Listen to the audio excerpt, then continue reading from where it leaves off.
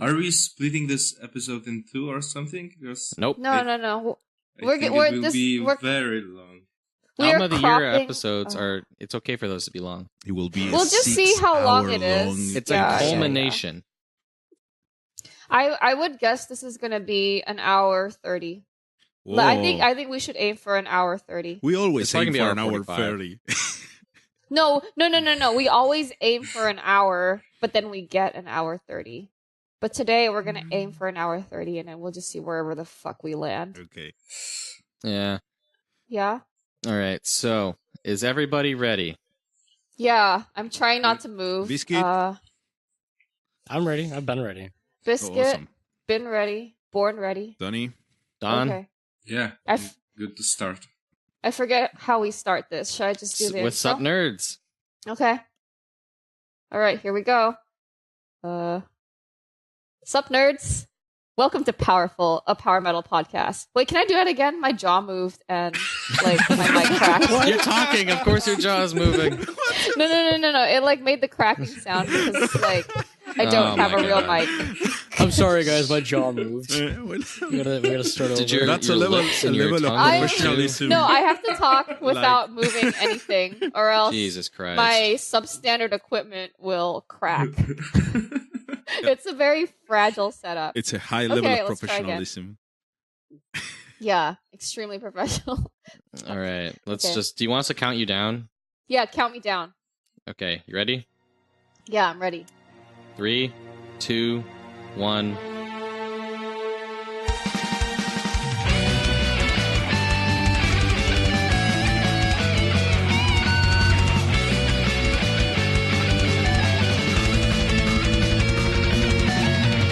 Sup, nerds? Welcome to Powerful, a power metal podcast.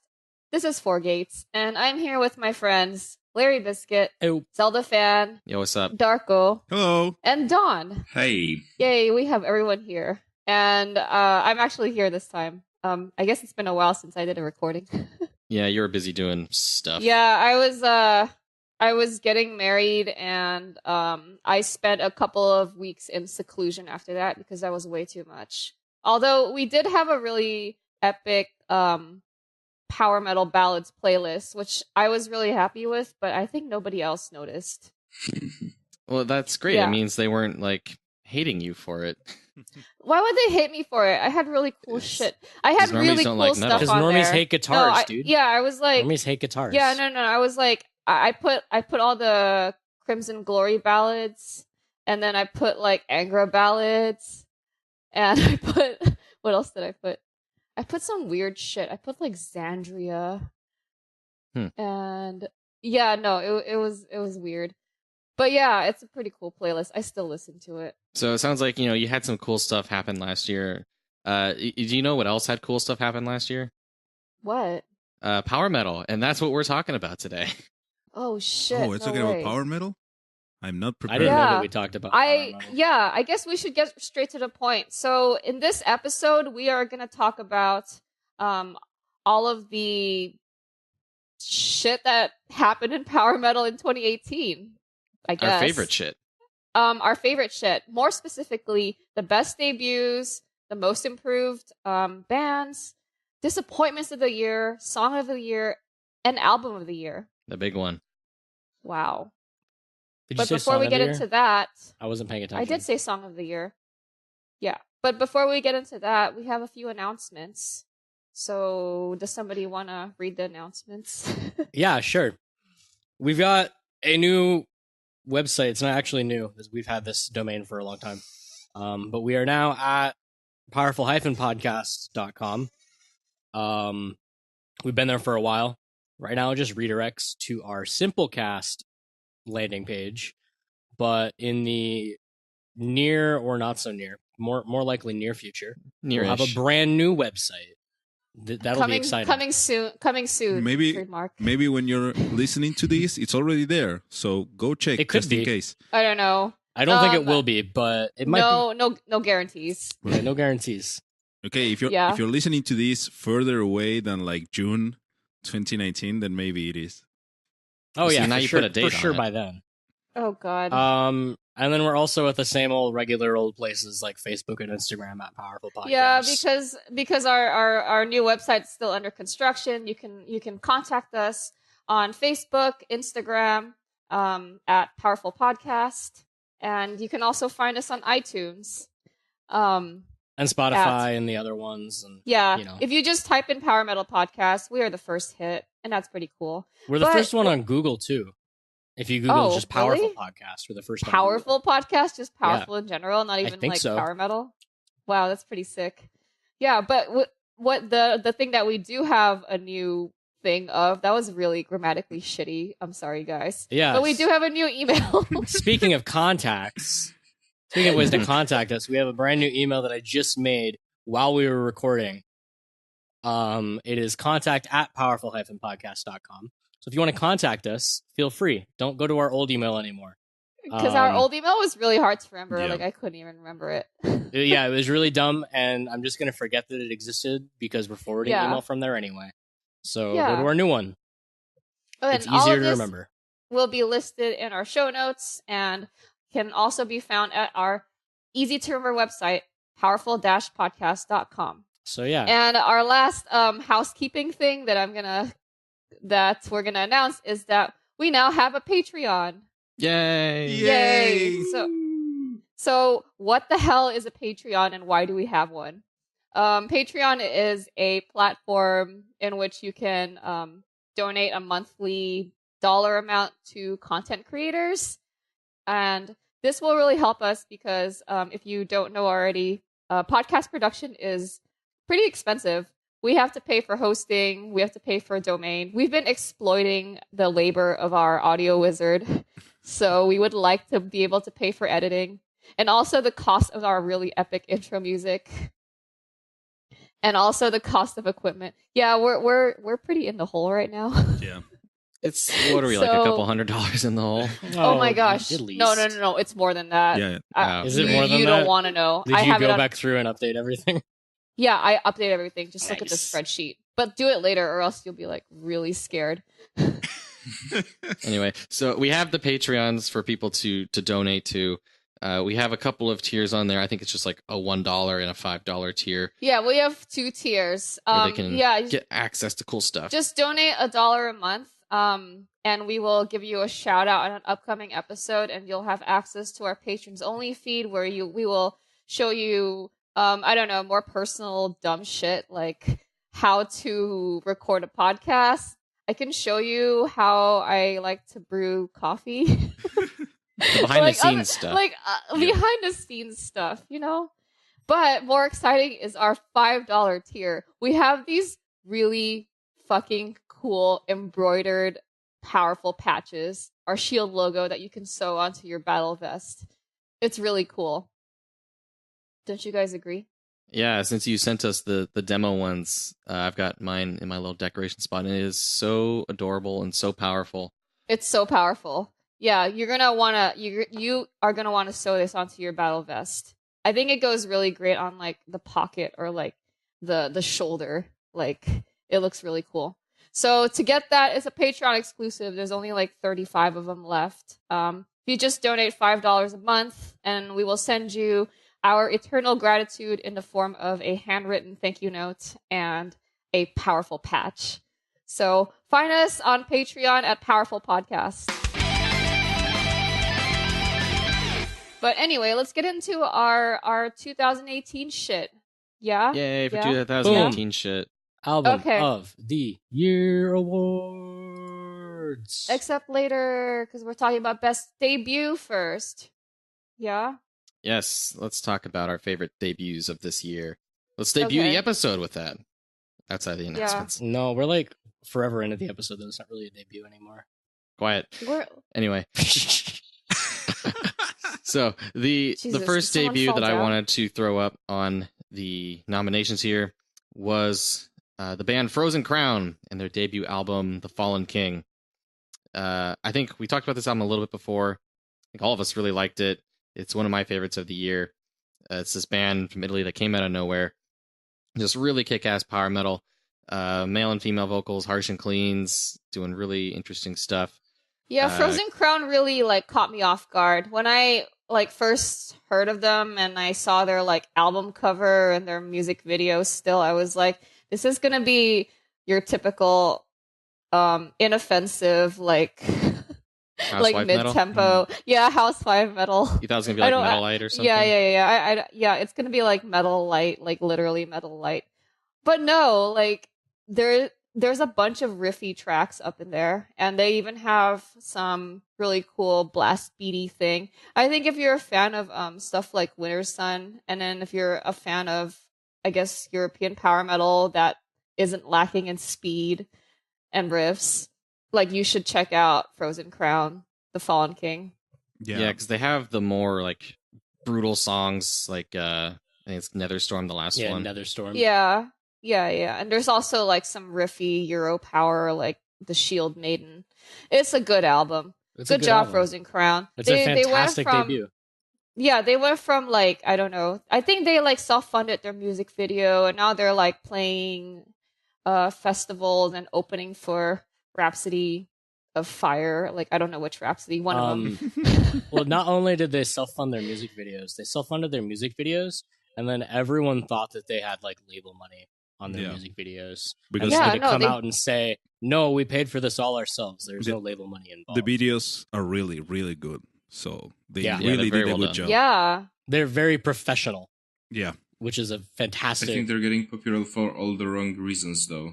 Yeah, definitely. Yeah. Their videos, just all the comments are about their guitarist and how she's very young and left-handed, I think. She's oh my god, she's young and left-handed. She's a girl playing guitar, lead guitar. She's left-handed. Mixed. She's mixed race. She's mixed race. And so everyone's like, oh my she's god, a unicorn. mind blown. She hits all the unicorn. She is a buttons, unicorn. Yeah. So every comment in the YouTube videos is that. But did they notice that they're actually playing good music though? Probably. Or are they the just too focused on the left-handed mixed race unicorn guitar player? Yep. What about their singer's hair? She has really nice hair, and I'm kind of jealous. Yeah. Yeah. The guy or the I girl? didn't notice. The girl. Anyway, aside from unique guitarist and singer with nice hair, they actually play good music, so don't get thrown off by all the other shit. Yeah. Okay, so let's talk about another debut that we really like this year. Another debut. This is the best debut. Man. This is the best debut. This is Biscuit's pick of the... It would be EP of the year if we were doing that, but we're not. Fuck that. Whatever. Mm-hmm. Swards, A New Unknown. The best anger album to come out this year. What the hell is Swards? Well, I'm asking that rhetorically. I actually really like them too. Tell us about Swards. Where are they from? Said, Swards is from Brazil. I don't know what part of Brazil. Brazil's really big, but they're a new band, not brand new. They've been around for like a couple of years, but they had their first EP this year, their first actual release that wasn't just covers or singles. And like I said, it's the best anger album to come out in 2018. How would you describe the music of Swards other than it's just raps or not Rhapsody Angra? Yeah, like why do we need another Angra? Because we already have one. These guys are more like Temple of Shadows era Angra, in my opinion. So they're really good Angra. Yeah, they're really good Angra. They don't sound like Fabio Angra, and their singer sounds like Edu. It's really cool. Yeah, but that's cool. There's still enough to call them their own stuff. Like they are their own band. For sure. Luckily, it's not just like, I'm listening to this cover, to this Angra cover band. It's not just an Angra cover band, basically. Not at all. Yeah, they do have a lot of like really Angra-y sounding stuff. Like I remember they have the little like orchestra accompanying bits, and then they even I even hear like a little bit of the same melody in the riffs. That it just sounds so familiar. Yeah, you they have some folky stuff on there too. Yeah, you can tell like the influence is very clear, but from listening to those songs in that EP, you can tell that they are doing their own stuff based on that influence. So looking forward to whatever new stuff they make. It should be even more their own, and it should be really cool. Yeah, I hope that they just have a more distinct sound in the future. I mean, this is just an EP, so they haven't even released a full album yet. So Swards, It's a band from Brazil to look out for. I'm very excited to see what their next presumably full release is going to be. Especially sure. as like the singer gets older and maybe loses his braces. He has braces. Wait, oh what? wow! So his powers are suppressed by teeth straightening devices. So it'll be Teeth very prisons. interesting to keep an eye on them When he takes Yeah. off the training weights. Exactly. Oh my god. It's not even at full power yet. Okay, let's talk about our third EP no, it's not an EP. This is a full length. Their debut. And our debut section. So, Espionage, Digital Dystopia. What did you all think of this album? It's very riffy, it's very fast, it's very good. That's what I thought about this album. I actually didn't know it was a first album when I listened to it, because it sounds like really mature to be a first album. Oh, totally. So I was really impressed at this album. Like, I just thought it was not only a collection of riffy songs with a bunch of speedy solos, like they actually took the time to have tracks that are arranged in such a way that there's like a climax and there's like a really epic descent. And the closing track just wraps up the album so nicely. There's a bunch of like, whoa, and like choral stuff, and then it fades out. It's crazy. So if you haven't heard this album yet, by Espionage, who are from Australia, I think, you need to get on this. Yeah, definitely check it out. Yeah. Yeah, for a debut, like you said, it sounds like a much more mature band. And I don't think we've ever even had Australian people on this little podcast of ours. So that's neat. I feel like we had, but I can't remember right now. I'm not sure. We talked about yeah. Espionage and about Voyager. Yeah, Voyager. Oh yeah, that's right. You guys saw them live play Toto Africa. Yeah. Oh, It's great. right. Oh, those guys are from Australia? Oh. Yeah, they're from Australia. Yeah, shout outs to Australians. We'd like to hear more of your stuff. And also, I talked about Neo Obliviscaris when I like ranted on about Prague and shit, probably. And they like toured endlessly, and they're from Australia. I don't know. We love Australians. Anyway, of these three albums, all of which are fantastic, and I think all of which we highlighted earlier in the year, my favorite is Frozen Crown. That album, I just keep going back to it. It is super impressive to me. My pick is Espionage. It's honestly, like, we always say album of the year, like album this, album that, but this is like an actually like well-rounded album. Like, not just a collection of songs. Yeah, not just a playlist with a nice name. Yeah. Mine is obviously Right. Swards, so and it's you're the correct obsessed pick. with- I know you've been okay. obsessed with Swords for like all I've been year. obsessed with Yeah. Swords since like it February. came out. Yeah. I gotta say, All right. it's Swards or Espionage for me. Probably Swards. I would pick Frozen Crown. I really like Frozen Crown too. Yeah, So I love don't know. Italians. It's kind of Italians are pretty chill. It's kind of unfair to like pit these against each other. Yeah. I think Yeah, they I've all do listened to different Frozen things, Crown yeah. more. Yeah. See, we're being all like wholesome and like agreeing to disagree still. Mhm. So to along that same route, let's talk about some trends that we noticed in 2018. So maybe this will start more shit. I'm trying to Are we gonna rile us up a little be bit. wholesome Bon Jovi-ness? Yeah. Okay. Oh, Okay. God. So, what are some musical trends that you noticed in power metal in 2018? Well, we saw the continued growth of, as Christian of Eternity's End put it, of inoffensive housewife arena metal. Oh, can we elaborate on what inoffensive housewife arena metal Real is? quick, shameless plug, check out our arena metal on Reddit for all of your favorite mid-tempo arena metal hits, such as So that's Stars. That's what you define housewife metal as. Very important. like We don't want to shit on this music, so we're giving it its own space.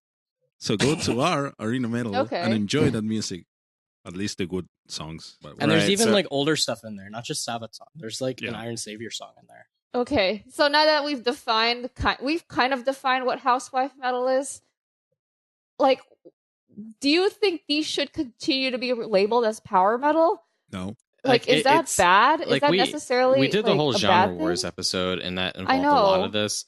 Basically, like there are similarities there of like the big epicness and catchiness, and sure, there's it's melodic and there's guitars, so it's power metal, but it does usually lack that like distinct riffiness and speed that like power metal originated with.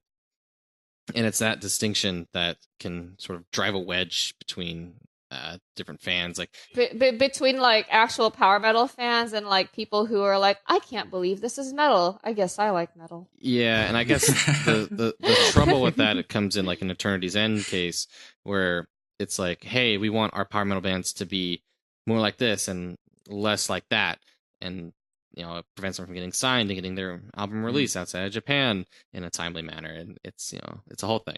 Yeah, that's kind of an awful thing. If it's actually that. Did we ever talk about the Eternity End guys interview on the podcast? I don't think so. No, we haven't. Do we want to sum it up real quick, just for anyone who hasn't read it? Yeah, Kyle, I think I just did. ZF? You just I basically did just sum it up. Yeah. But yeah, like the major labels, he didn't name names, but I would assume, Nuclear Blast, Napalm, stuff like that, are not willing to release Unyielding in Europe and America because it's like, it's too fast or too like riffy or whatever. The whole interview is very, very interesting, and it's also fucking hilarious when he says that the music they're looking for is inoffensive housewife metal. Yeah. And we've kind of adopted that as a term. The main point could be that he says to have the label power metal, you have to be doing what Sabaton does, basically. That was the main point of the dude in the interview. And, in a nutshell. Yeah, and that, if you have listened to us before, that kind of is like what annoys us. Like, we like power metal, and now we have this other stuff that can be bad, can be good, but it's like displacing everything else from its intended label, and everything becomes kind of confusing because you recommend power metal to someone, and what do you give him? Do you give him, I don't know, Wing Hussars or Through the Fire and Flames? How are those two songs in the same main label as power metal? Doesn't adapt to Yeah, me. they do seem quite distinct. Oh my god, like, Through the Fire and the Flames is like twice the speed of Wing Hussars. I don't know. At least. Yeah. Okay, so aside from the resurgence of Bon Jovi inspired music that is mislabeled as power metal, another trend that we've been noticing for the past few years is a resurgence in I guess did this term originate from the YouTube channel New Wave of Traditional Heavy Metal? I think it has.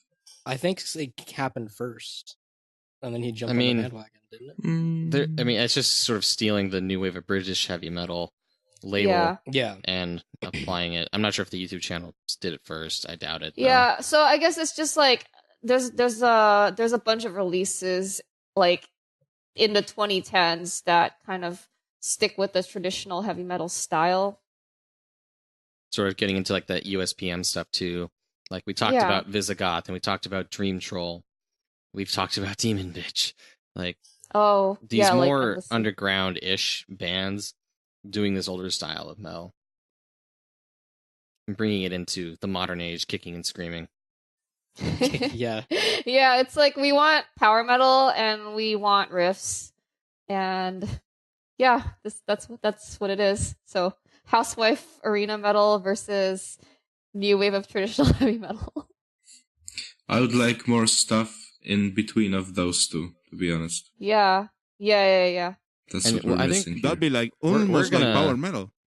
Yeah, right. Well, it's as if that we wanted power metal. Imagine that, and Crazy. We'll get into more of the like the styles and trends of metal, especially coming out of the United States, maybe sooner than people think. Huh? Hint. Sooner than people think, huh? Maybe. Crazy. I wonder what's coming up. Let's talk about some music. So let's talk about music. We listened to a lot of good and okay shit this year. We've listened to a lot of like mediocre shit before. Let's talk about who's the most improved. Yeah, the people who went from to wow. To like wow, I actually am not hating this. Yeah, last year we gave that to Unleash the Archers and Apex. I was like, am I actually enjoying an Unleash the Archers song? Like, what the fuck is happening? That was like the one thing we all agreed on last year. It was weird. Yeah. How about this year? Who's Orion's Reign? Yeah, Orion's Reign is my pick for most improved this year. They've just been like, okay, whatever, like sort of symphonic-y Euro power metal. They're from like Greece or something. This year, they put out their new album, Scores of War, and it's easy top 5 for me. It is easy, a really cool album. It's like I mentioned very quickly before, it's like really, really over the top with the symphonic stuff and the very bombastic and epic, but it's done well. It doesn't lose sight of that traditional power metaliness to it. Like the production's really good. You can always hear like the guitars cutting through. You can always really take in the vocals and what they're doing while you're getting blasted with all the cool symphonic stuff. Like I've always just kind of been like, oh, they make Christmas songs every year. That's kind of neat. And now they're like a real like force to be reckoned with here. They're like a real power metal band. Yeah, I don't know. I never heard of Orion's Reign until you mentioned them. I had never heard of them until this album. Adventure song. What is this? And then yeah, I never heard before. I didn't know they existed before. Yeah, surprise. One probably sad thing about this is that the vocalist in this album is just a session vocalist, so he's not part of the band. Oh, really? Yeah, he's really good. Yeah, he's really good. Dan Vosk, I think is his name. Daniel Vasconcelos. He's a guy to follow. Yeah, see what his next band's gonna be. Like he's worked with the band for years, but I just assumed he was a normal member, but apparently not. He was just like contracted or something for him. Maybe he like couldn't take time off of work to tour. He didn't want to commit to that or something. Who knows? Perhaps. Yeah, there was some post or something where he cleared up because the band made all the promotions as if he was part of the band, but that wasn't the arrangement. He wasn't. He's just session for their album and had to go and clarify it. Yeah, like their Facebook and their metal archives make it look like he's an actual member of the band. Ooh. I mean, it's kind of weird, or I don't know. I would imagine it's kind of difficult to exist as a band without a regular vocalist. Kind of. Yeah. We are very superficial, everyone. So. Yeah. I know. We're all like, oh, riffs, guitars, bass, her, but like the vocalist is the face of the band. The vocalist is the face of the band. Yeah. The front man or woman. Or a woman. Front person. Or whatever. But he is not the front woman. The front person.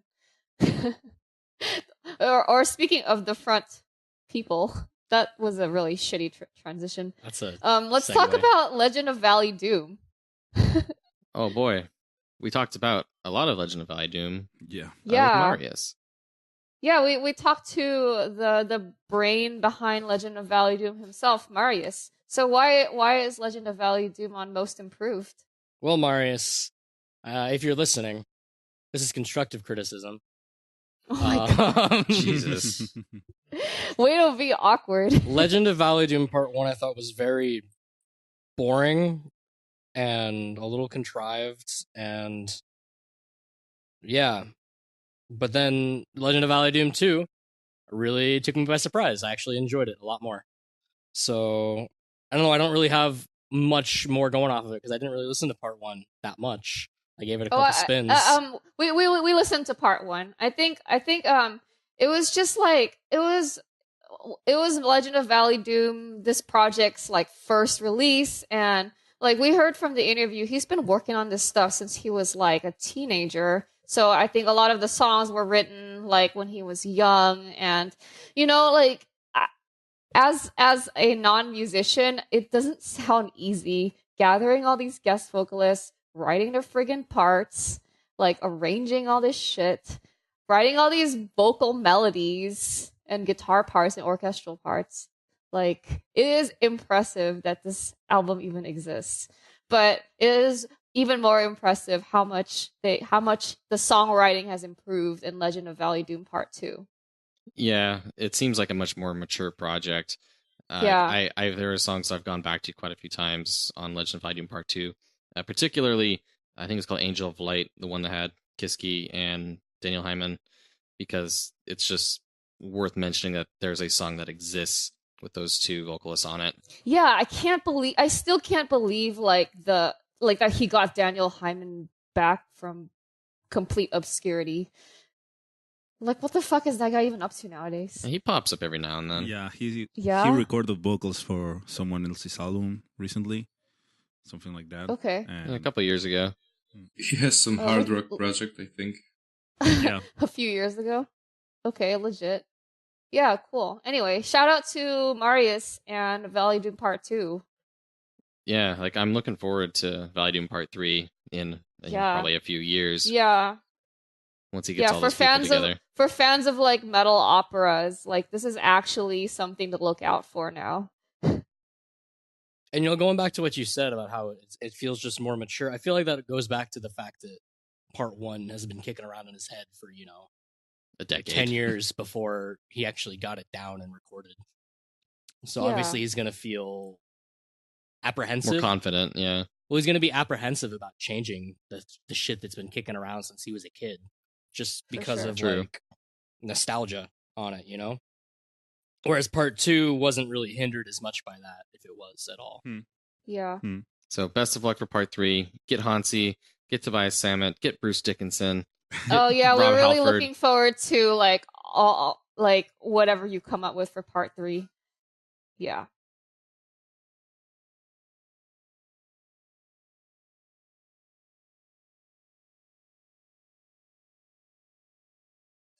So let's talk about one more thing that's we thought was most improved in 2018. The real most improved of 2018. The real most improved in 2018. There's this podcast. It's called Powerful, a power metal podcast. I don't think I've ever heard of it. What do they do? Can you elaborate? I don't know. It's probably like really shitty because they're it's in all lowercase and there's a period and and it just doesn't make any sense at all. I bet they're pretty powerful. So, you think they're pretty powerful? I bet they are. Oh my God. Name. So why are we giving ourselves an award for the most improved? I don't know. How did we change throughout 2018? We don't suck shit anymore. We I hope that we got better at talking about music. I remember in the Seasons in Music episode when Darko redid the intro and he replayed our episode 1 and we were all like, The audio has gotten so much better. I think our just comfortableness talking about stuff has gotten better. We have quite a pretty good rapport, I think, because we've just been talking for fucking hours. We've met in real life now. Yeah, I had done that with a few of you guys before. Yeah, we went to shows American together. ones.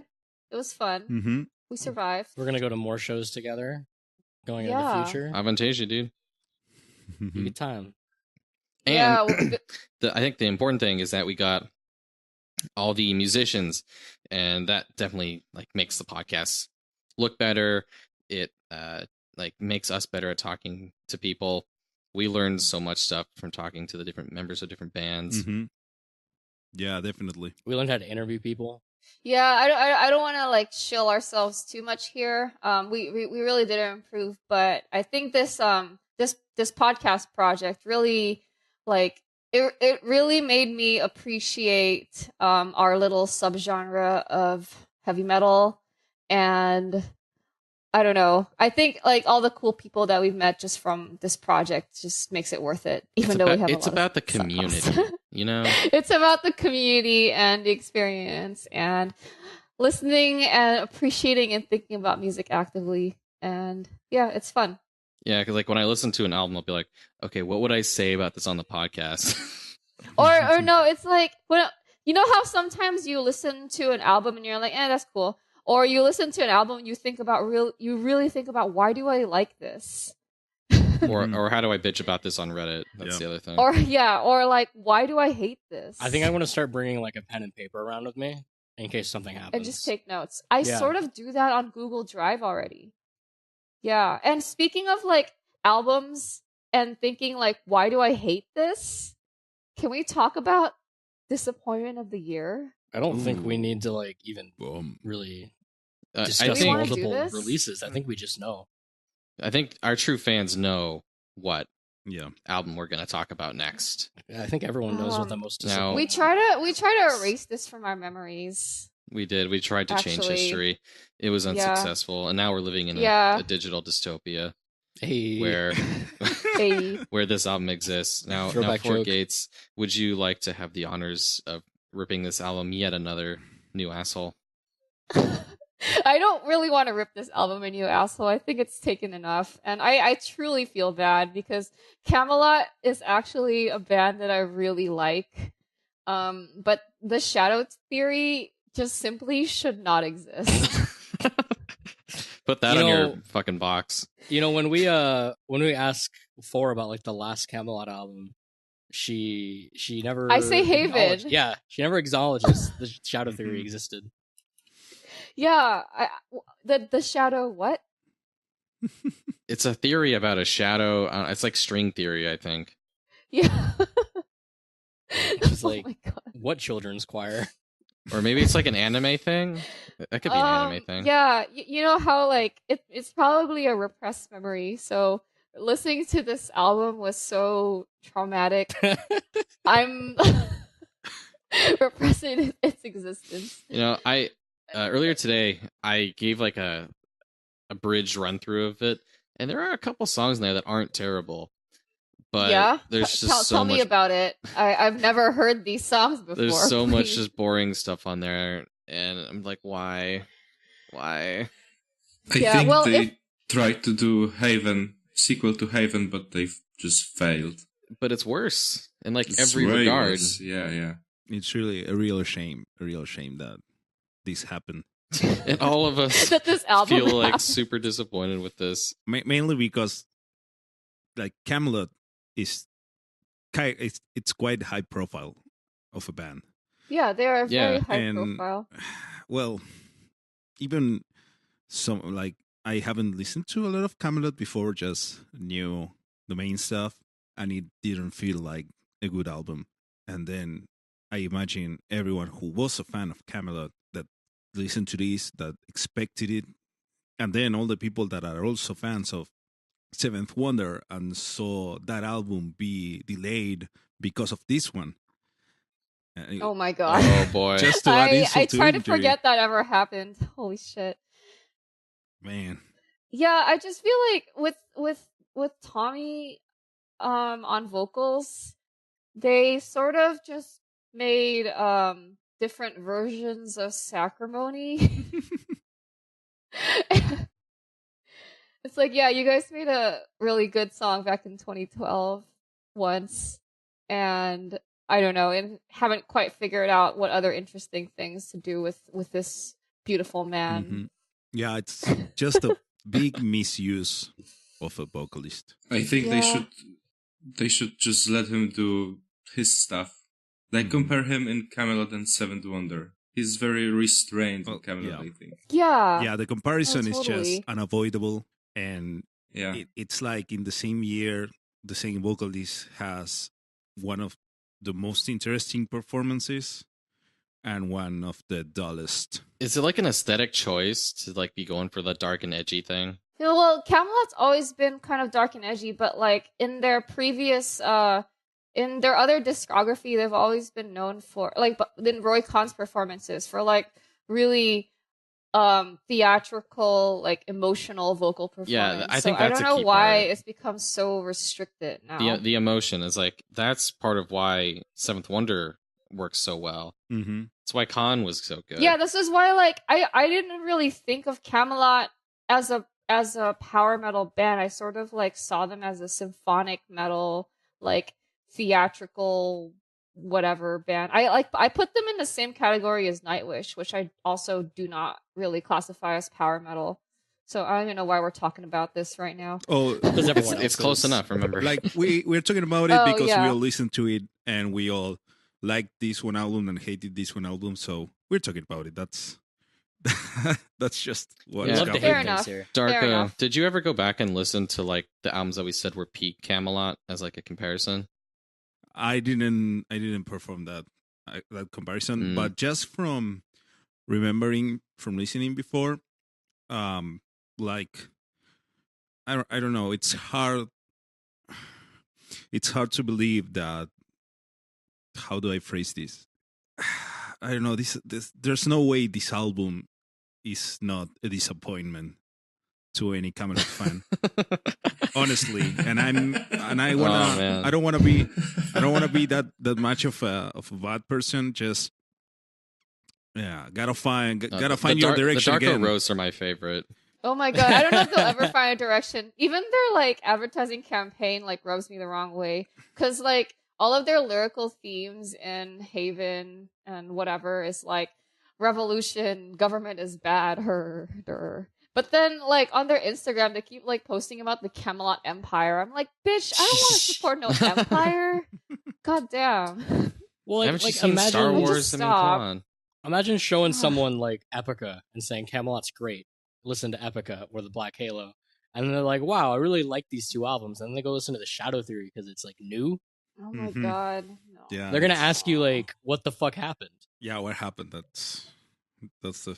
It's Yeah. different. Oh and my it's god, not this the is right really direction. bumming me out.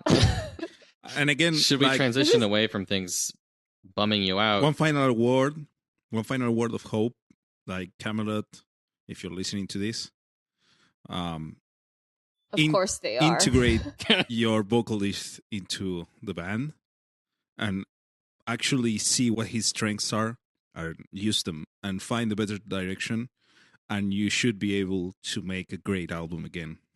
Not just a good one, a great one. And honestly, stop writing versions of Sacrimony. Gotta let go. You know, that's Yeah, kind of I'll a let throwback go. too, because Orion's Reign has the session vocalist, and they're great. Mm-hmm. Whereas Kamelot has a real vocalist, and they're using him like a session vocalist. Yeah, But let's talk about that's the good stuff point. that we liked. Yeah, I thought you were trying to transition into stuff that we liked. Because No, this is making me we're like bringing really us down sad. more. No, Oh, God, we've no, been down please. enough. We need something jolly, you know? No. Yeah, let's bring the Jolly, major, folksy, major chords. folksy. Okay. Do you want to go on an Major chords, adventure? power metal. Zelda fan? Yeah. Yeah, I Yeah. love Zelda. I love adventures and going off and on a quest, stuff like that. So I think it's time to talk about some of our picks for Song of the Year. Starting off with Orion's Reign and their song, An Adventure Song. Very Yo, man, straightforward. this song starts off with a chorus doing like a folksy la da da da dee da da die kind of thing. Yeah, what the fuck was that? I listened to that and I was like, okay, where are you taking me? That shit came on for like 20 seconds, and I knew that this was gonna be one of my favorite songs of the year. This is a special song, I feel like. I am disappointed it did Special, not win the Song of the Year award on the subreddit. But that's unrelated to us. It is unrelated. We're You very can give it- unaffiliated. Oh, okay. The only subreddit related to us is Arena Metal.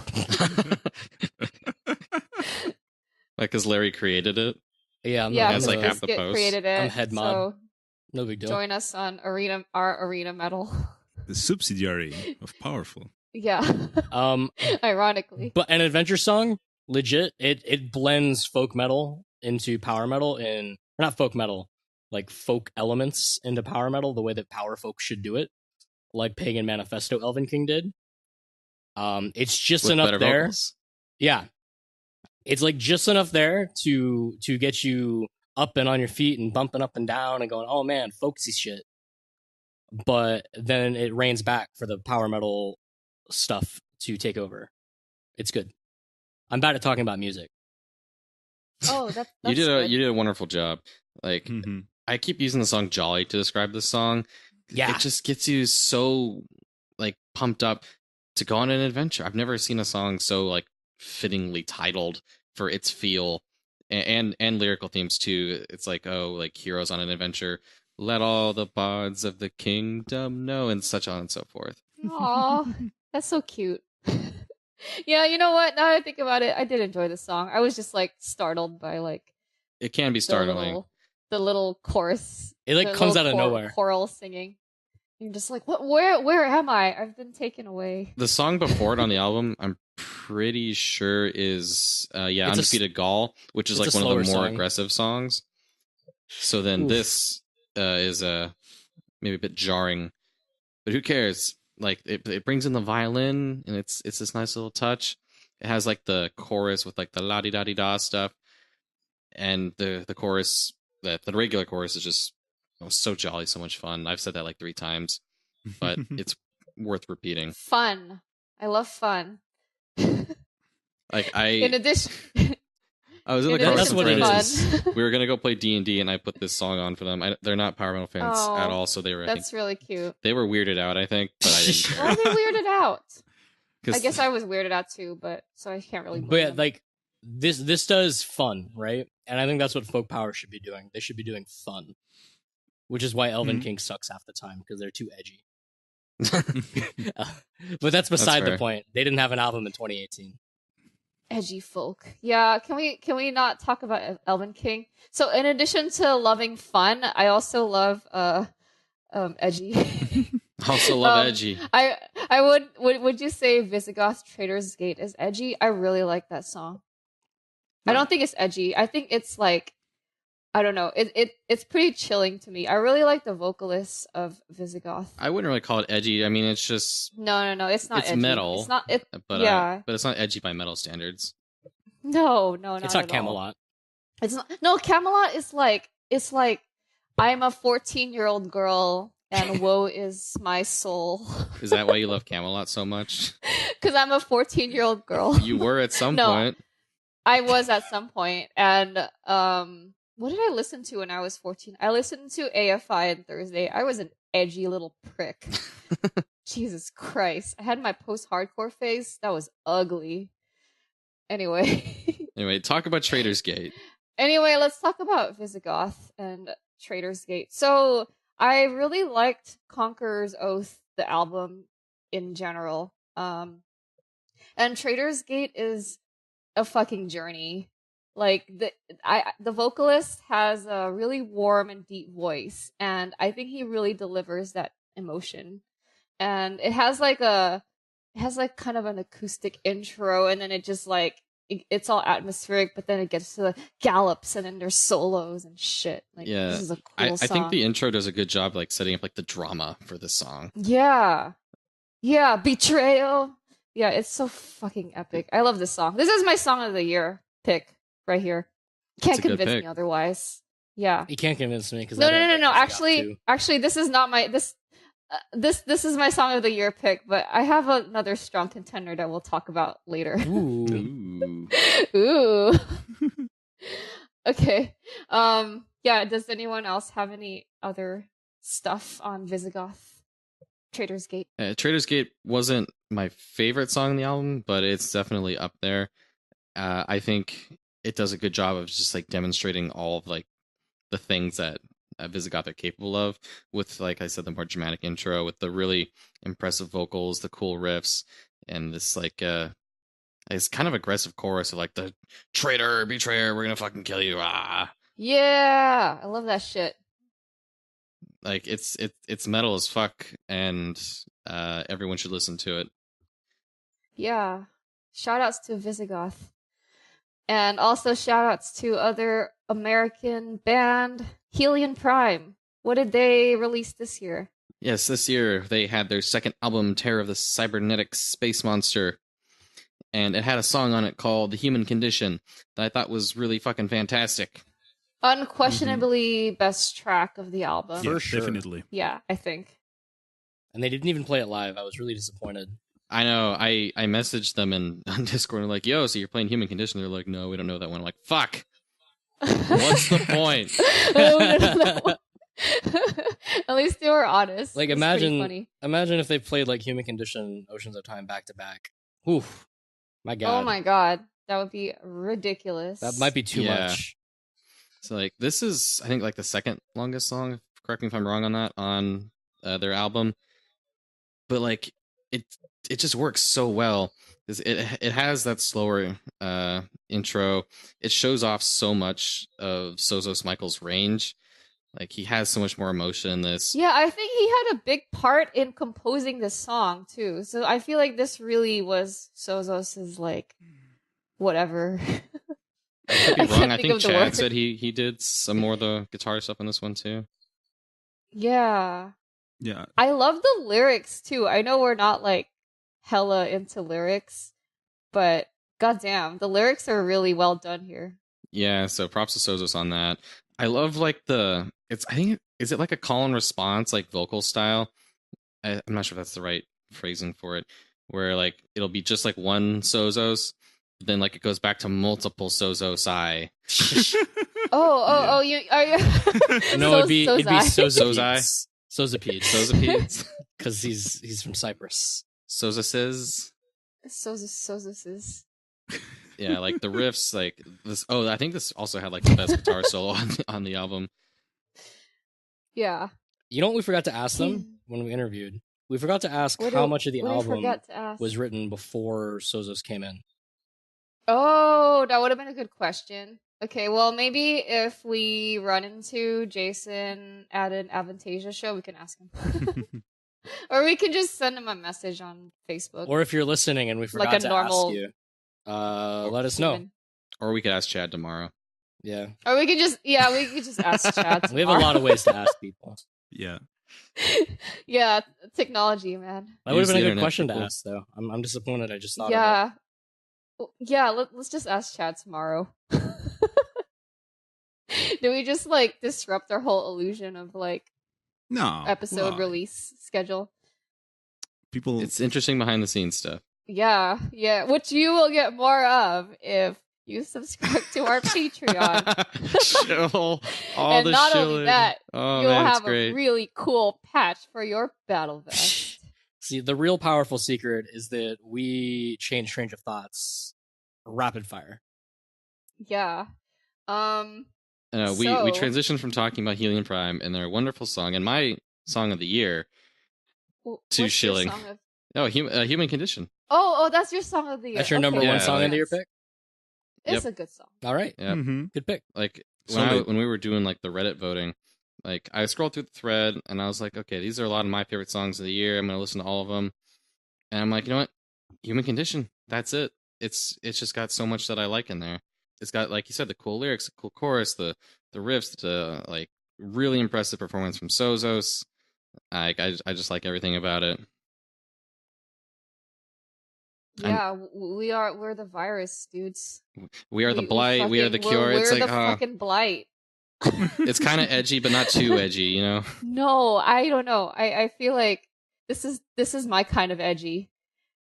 Like 14-year-old girl edgy? Yeah. No. like it's like a 25-year-old edgy. This is like a 25-year-old realizing that climate change is spiraling out of control and that mass extinctions are going to occur in our lifetimes. You know? Yeah, it's that kind of edgy.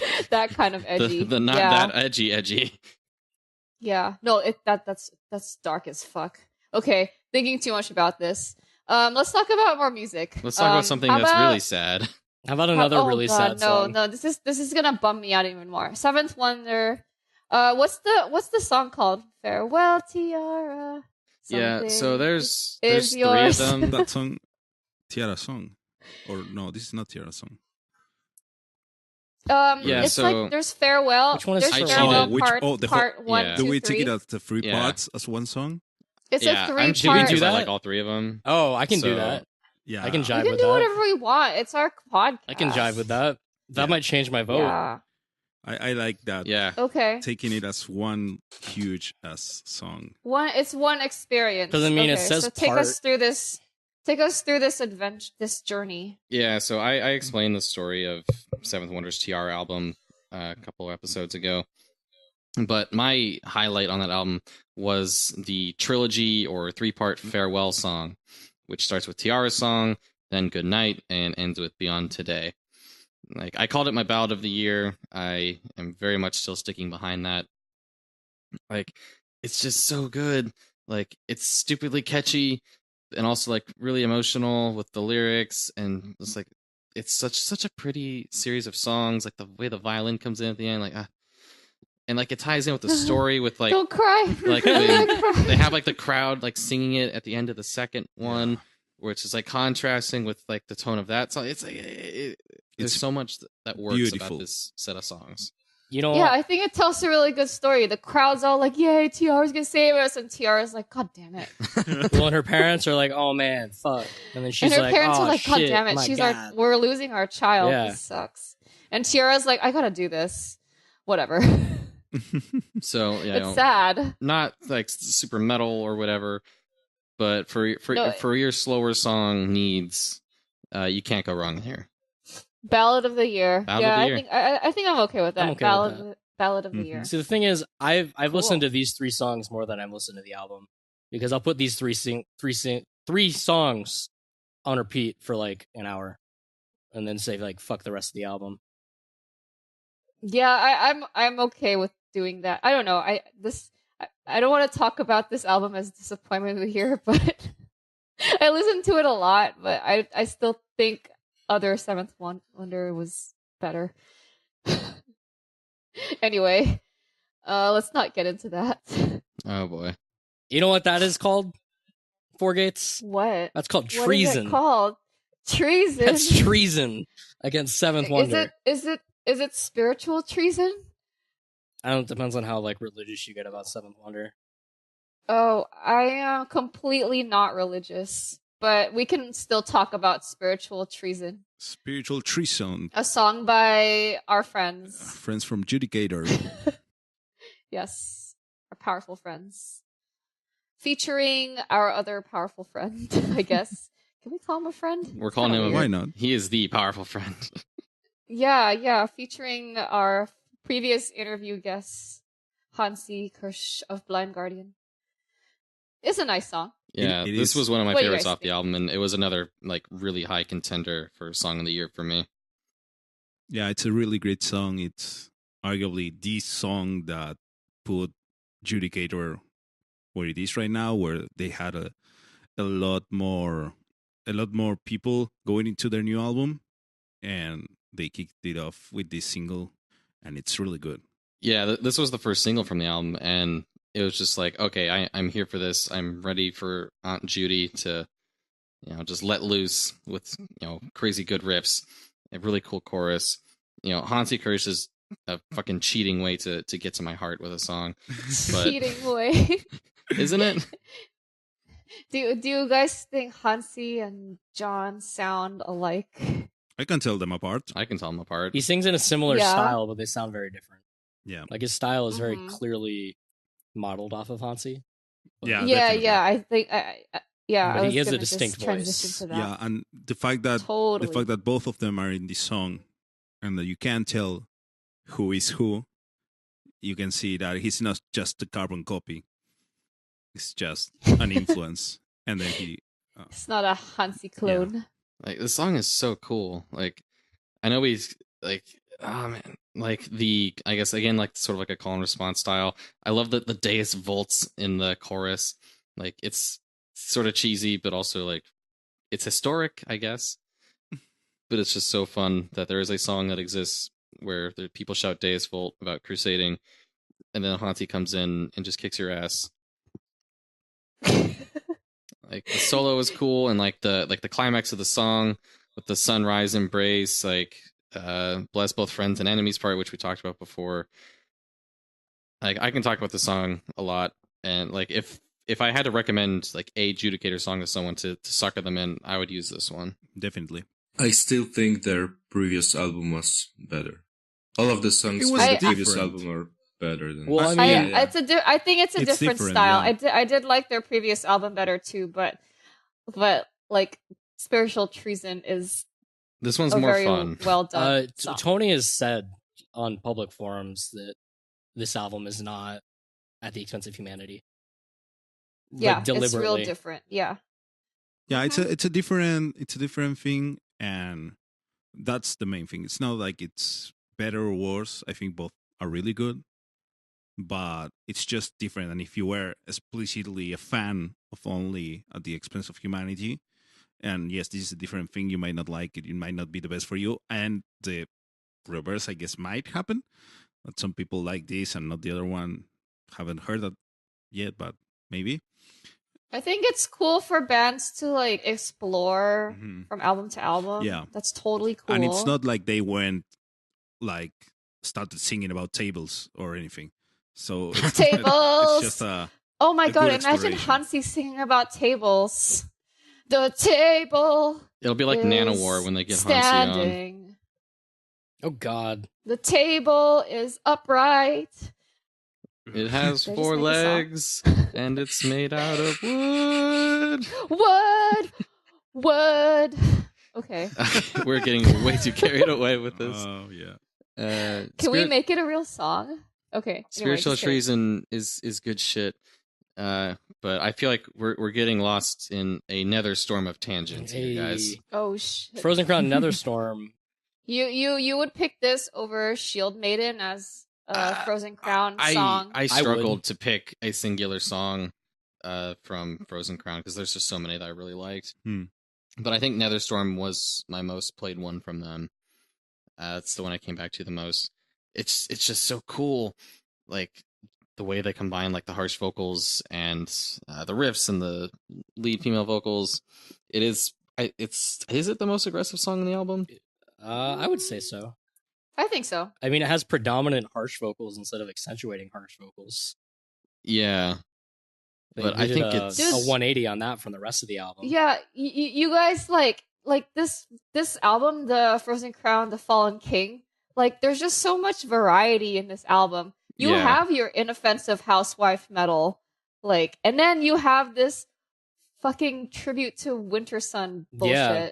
And then you have like riffy songs. And then you have like, just like Shield Maiden. And then you have Fail No More, which is like this like regular like uplifting power metal. There's just so much variety in this album. Like I'm really looking forward to what these guys come up with in the future. Are they gonna stick with a style? Are they gonna maintain this variety? Yeah, well, their second album's supposed to be this year, I'm pretty sure. Yeah. They are working on it at least. That's cool. I hope they don't start to like tone their shit down. I want it at 110%. Yeah. No, they're good. They can probably keep this up. I hope they keep this up and that the next album sounds better. Yeah.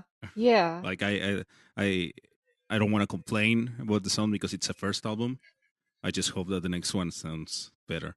Even better. Looking forward to that. Yeah. Okay, so how about Dire Peril? Yes. Roughnecks. Let's talk about Dire Peril. So Dire Peril is similar to some of the other stuff we've talked about.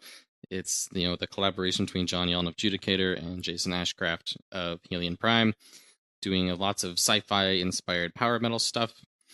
There's a lot of good stuff on this album. It did win our Power Metals Album of the Year. My personal favorite song on it was Roughnecks. I thought it was just, overall the coolest. There's so much aggression in the chorus of that song, where the drums and the riffs and the vocals all really kick up. I think John has a really impressive performance on this one. The thing that really pisses me off about this song is just how fucking short it is. I feel like because it's my favorite one. And I want more of it. It's like the shortest one on the album. But it's like I guess don't want too much of a good thing. It's a good song, but. I don't know, what were your guys' other favorites on Dire Peril, or would you agree with Roughnecks? I prefer Total Recall. That was the one for me. That was another good one. Mm-hmm.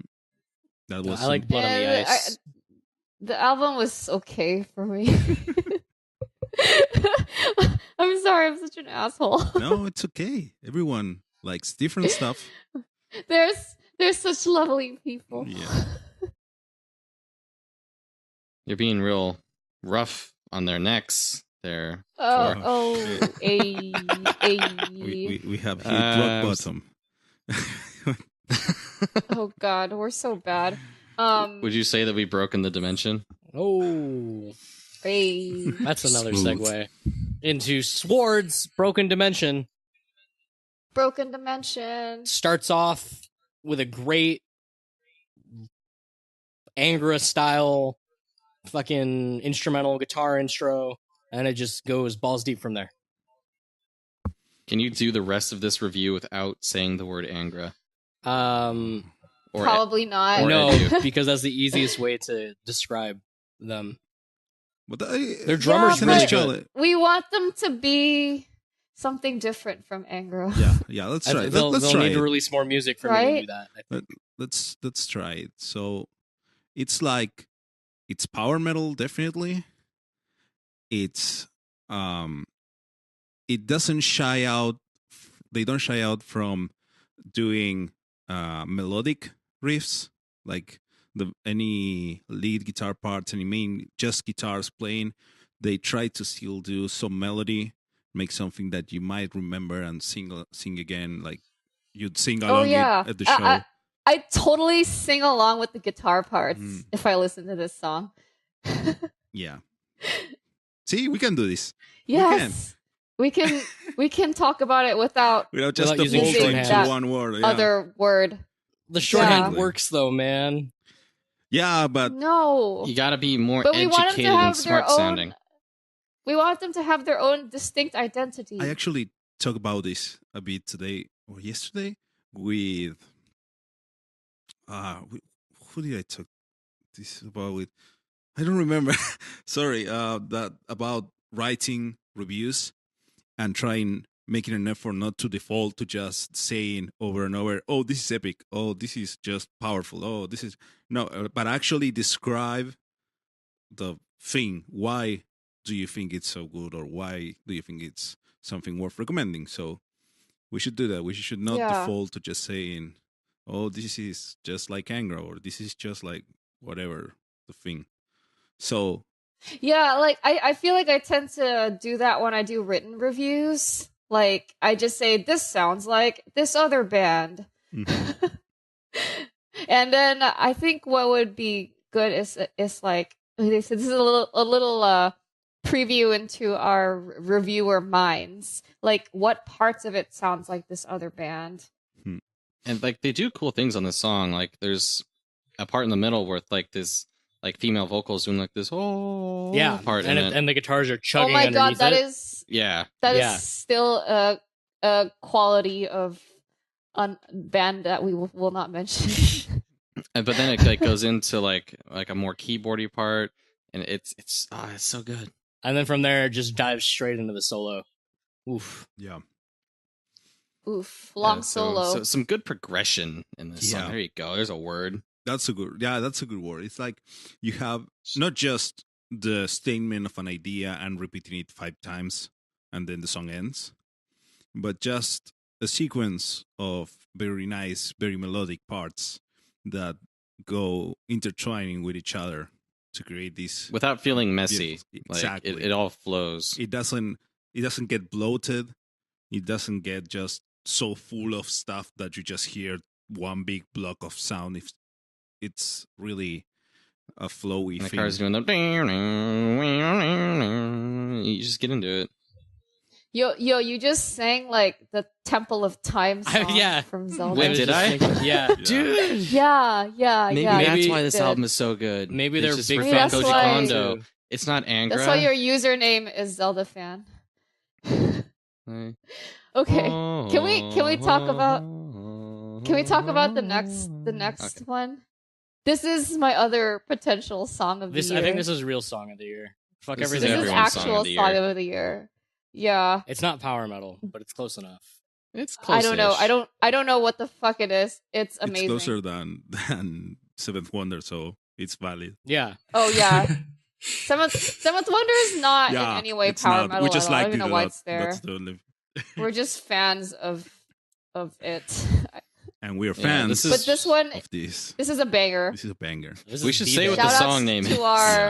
Shout outs to our Sumerian demigod friends. Yeah. This song is about a skeleton in a snake pit. Skeleton. Yeah, Doublegeddon style is more of the like traditional, new wave of traditional heavy metal thing that we were talking about before. Yeah. Of like, you got your small underground guys who were just, just two average ancient Sumerian demigods jamming together in their basement in Canada. Wow, they've decided to settle in Canada as their realm, as their headquarters. Does this song win Motherfucker of the Year? I think it does. I think it does. Motherfucker. I think it does. Yeah, dude, I never thought like a well-placed motherfucker would positively contribute to any song.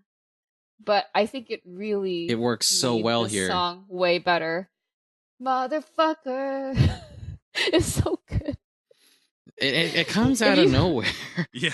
If you haven't, no, it was so unexpected. If you haven't heard Snake Pit Skeleton by Doublegeddon, in case it's not clear, because I think we've been rambling on about demigods and basements.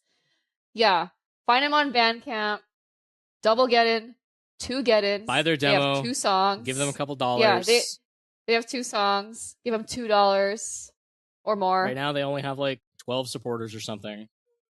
Mm-hmm. It's a shame. They have like, it's like 50 views on YouTube, which I'm pretty sure I'm like 20 of. They have 50 views. That's ridiculous. It's small. It's a very small number. Yeah. On Spotify, it says under 1,000. But, like 500 of those are probably me.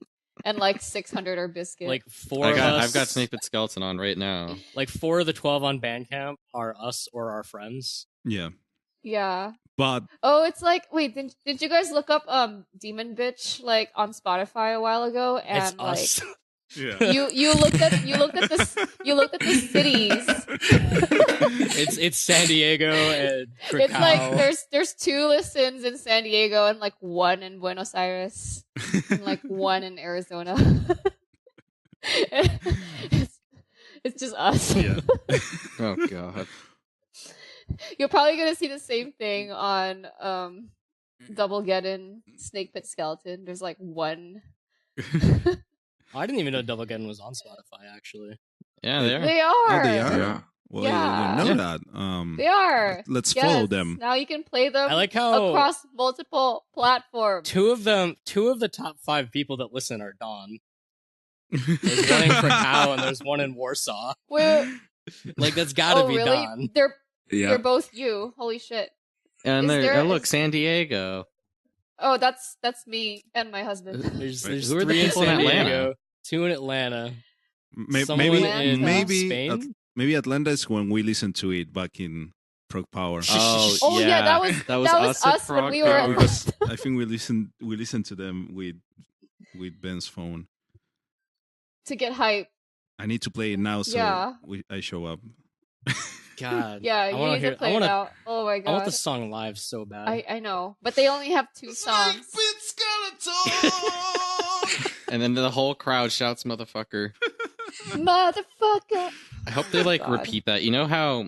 Okay, we can all relate to this. Like when Blind Guardian plays, and then there was Silence Live, and they repeat the na na na I've never- na na na I've na never heard part. that. I Like, don't know. Oh, you want us to I- yell I- motherfucker for like 3 minutes? Yeah, just do "motherfucker" for like 10 minutes. Wait, does that really happen when Yeah. Blind Guardian plays? Bet and your then- ass it is. Dude, well, oh my They do god, the na na that's na so na na's unfair. for forever. It's awesome.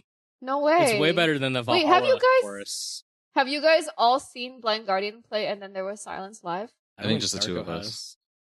I don't know about Don. No, Dude, I I've seen haven't. Blind Guardian 3 times. They never played it. I've only seen him Wait, once. I saw them 4 times. What the fuck? That's not fair. Wait, Darko and Dawn, have you ever even seen them? They're gonna go on tour again. They're gonna play in every city except mine. You can come Just here. see them. It's gonna be unfair. See them Great. multiple times on the same tour. Dude, I might do that. That means I just gotta like stalk them. I'd consider Sure. doing that. But California is so big. You got a car? I do. I just hope it survives the We trip. can carpool. For the 2023 carpool. Blind Guardian. I need a more powerful car. Anyway, let's talk about our last pick for Song of the Year. Edu Falashi, Glory of the Sacred Truth. What a title. This What- is just what is Temple of it even? Shadows. It's really good. Temple of Shadows, but new. I don't know why I put it on, honestly. Yeah, why did you put this I don't here? know. Do you like it? I do. It's okay. It's a really nice good. song. It's a good song. But it's not any different than Temple of Shadows. He released an album this year? Just the song, I think. He just released the song. Oh, yeah, with a weird. YouTube, with a video. I don't even know if there's an album, but... So maybe this is a preview for an album next year. So I guess it's not really eligible as... Oh, we had 2 albums. Know. Not like we're official. Are we using rules? No, there's no rules. But anyway, like, yeah, tell us why you like this song. I don't even remember, man. I put it on there when I was like real hype on it. I think you just and then like I forgot to take it off. You were real hype on it, and then you I forgot to take it off. So there you go. It's a song you can get hype on. If you really like Temple of Shadows by Angra, listen to this song, and then you'll get another song on Temple of Shadows. It seems like Biscuit is a huge fan of Temple of Shadows. I love Temple of Shadows. Anything that reminds him of Temple of Shadows straight to the top. It's going into this Google Doc and straight to the top. One of my favorite albums ever. Ever to exist. It's a good album. It's very good. It's almost perfect. Almost? Yeah. Almost? What would make it perfect? I don't know. Yeah, Fabio. if they did an Angers United and played Temple of Shadows. United. Oh my god, wouldn't that be weird? With Andre Edu. What if? Yeah, I don't know. That might make it perfect. I don't know.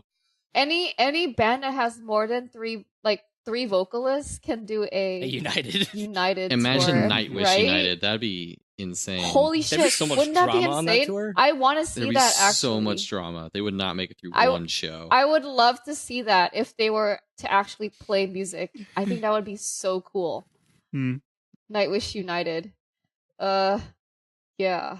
Except that would probably never happen. Hey, Nuclear Blast, if you guys are listening. Nightwish United. Feel free to take that idea. And just credit us, just tag us on Instagram or something. And donate $100 to charity. and subscribe. That's a joke. Subscribe to our That's a good one. That's a hot take. Yeah. Oh my man. god, $100 to charity. That's good. I completely forgot about that. Oh my god. Yeah. Should we talk about drama of the year? Is that okay to talk if we put it like that? Dude. I don't know. Drama. I don't think we need to. We could do a quick break drama of the year. With drama of the year before we wrap it out. Yeah, let's just do a quick break for drama of the year. I don't know if this is of the year, but this is like things that happened towards the end of 2018. So, one is the photographer arch enemy saga. Oh my god. Yeah. The second, is that even second over yet? Fucking mess. I think it is. Everyone's apologized or said they won't apologize or close their business. Oh my god, that's so Yeah, sad. It's Anyway. such a sad outcome. That was a lot of drama. Next drama is Threaten. Fretting. The fake band. That was a lot the of fake drama. tour. There's going to be a documentary is that potentially... soon. Yeah. Wait, what? There's going to be a documentary about There's going to be a documentary. I'll watch that. I'll pay for that. Who's making this documentary? Who do you think? Probably himself, because he made all his own interviews and he booked his own shows and he was his own booking. He had his wife film all the time, so he has material to make the documentary. That's deliberate. That means he knew he was going to go Damn. all the way with this. Man, I'll toss $5. That's dedication. I shouldn't toss weirdly $5 admirable. at that, but I will toss $5 at that. That means he won. Just because he like, made on it. principle, He I faked it. shouldn't. He faked it. He made it. On principle, I shouldn't, but There I you go. definitely will. Yeah. Wow. Is there any drama that can compete with Threaten and Arch Enemy? There's that I babushka don't drama. think so. It's Batushka. Batushka. I mean, this is a Huna? little bit more Batushka. They're a black metal band from Poland. Yep. This is a little bit more. This is less mainstream, I guess. But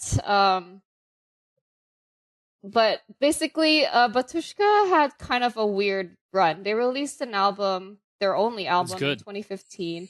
It's really good. Litvorgia. It's like Great. it's like it's all just like Russian Orthodox, like reading straight from the Bible. I don't think they like change anything, but they have these like chants, and then they have black metal vocals, and then there's all these like riffs, and then sometimes it gets all like slow and doomy. It's a good album, but I think there's some sketchy things happen where people ordered like a box set and they received literal garbage in the mail. Wait, what? Or their thing never came. Yeah. Damn. You guys don't know about this? I haven't heard about any. I only knew about this the happened like a vocalist month thing. ago.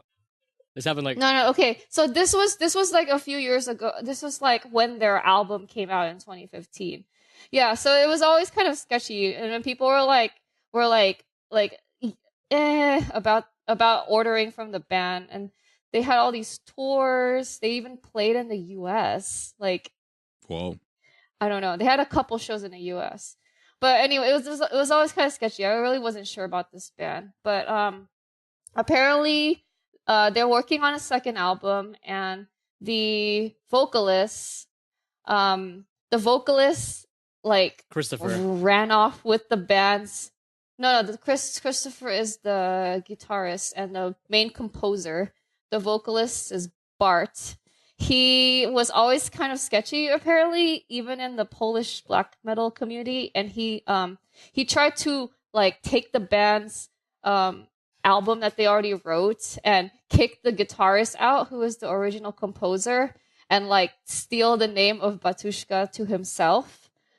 So apparently he's taken control of all their social media and kicked the original composer, the guitarist, out. And then the guitarist came out with a YouTube video, and he was like, "Yeah, my former vocalist kicked me out of the band, even though I wrote all the things. Anything that you see released as Batushka now is not real because it's not by me." And he's working with a lawyer to try to get his brand back. So basically, vocalists and guitarists are fighting over the Batushka name. It's pretty sweet too, because Metal Archives has been on top of like updating it. The community has been on top of updating. There's a quick little blurb about like a quick TLDR of the drama, and culminating in the current status of who is or isn't in the band, and who controls the band and its future direction is unclear and disputed. And then, I haven't read what it says on Metal Archives. I just followed like the various threads on like Reddit. And then the band status currently is disputed. I don't think I've seen disputed as a tag before. Disputed. Oh my god, that's so funny. I think I've only seen like split up and stuff. So this is new and exciting. It's purple on Metal Archives. Yeah, it's disputed. Yeah. Mm-hmm. So basically, if you want to buy their album, if you want to buy their album, like if you purchase it from any of their sites, it's controlled by the vocalist, who the guitarist says is not his band name. I don't know. Just hold off on. If you want to, it's fake babushka. Yeah, if you want to buy it, hold off for a bit. Yeah. If you like Batushka, you like the guitarist. That's the thing. That's the main point. He did He everything. wrote, the guitarist wrote the thing. So if you buy now, you're giving money to the dude that only to provided the vocals. wrong guy. Yeah. Exactly. yeah.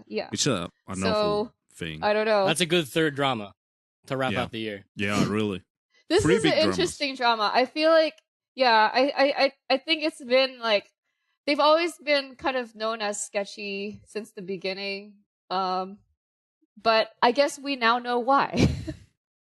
Oh, and also, I just remember, I forgot to say this, but apparently the vocalist like signed them onto a record label without telling the guitarist. What? At some point. Yeah. He basically stole the band when it got a He stole the band of when it got popular. Yep. Yes. That's crazy. That's some pretty good drama. Yeah, I thought it was minor, but I guess it is pretty dramatic. I think that might be my favorite drama of the year. I need to listen to more Polish black metal. This is your favorite drama of the Just year? because it's so ridiculous. It's so ridiculous compared to the other ones. Like, Threaten's pretty ridiculous, but, like, it's kind of believable. But, like, this Batushka stuff. I can believe it. I can believe it, yeah. Mm-hmm. Definitely. It sounds realistic. It's like when your band makes it big, like, let's say you're a band called Rhapsody, and... oh, God. and, like, you want to keep the name because everyone's gonna know. Oh, Rhapsody. If you just break off and you like make another name, like Tables of Fire, like nobody's gonna buy your album or nobody's gonna like recognize you at shows. Mm-hmm. Yeah, so I can understand why guitarist doesn't want to let his band name go, even though he is the brains behind the composition. Mm-hmm. A brand is king, dude. It's capitalism. Yeah. Fucking capitalism. We know the name of the band, but we don't know the name of the dude. We wouldn't even know if he did something else. Yeah, what's the dude's name? You just know Batushka. Right. It's Christopher, Bartholomew, and Martin are the three dudes. Is Christopher? Christopher's the singer. Christoph is the singer. No. The singer is a guy named Bart. The guitarist and main composer is Krzysztof Drabikowski. Krzysztof Drabikowski, yes. Thank you. We have a Polish guy here. Why am I reading the name? Because it's more fun to listen to us stumble. It's so nice to have a Polish guy here. Yeah. Two of the three I don't know, dramas check are them out. connected to Poland, so... Oh, yeah, because the clothing lady was Polish. Yeah, vocalist of Crystal Viper. Why is Poland so steeped in drama in December? Everyone's supposed. It's all in December too. You're supposed to be happy in December. Well, Don's theory about why the archenemy drama started was because the singer of Crystal Viper and the owner of the clothing line didn't understand the email because I don't know, maybe her English. No, I think just her knowledge of law is.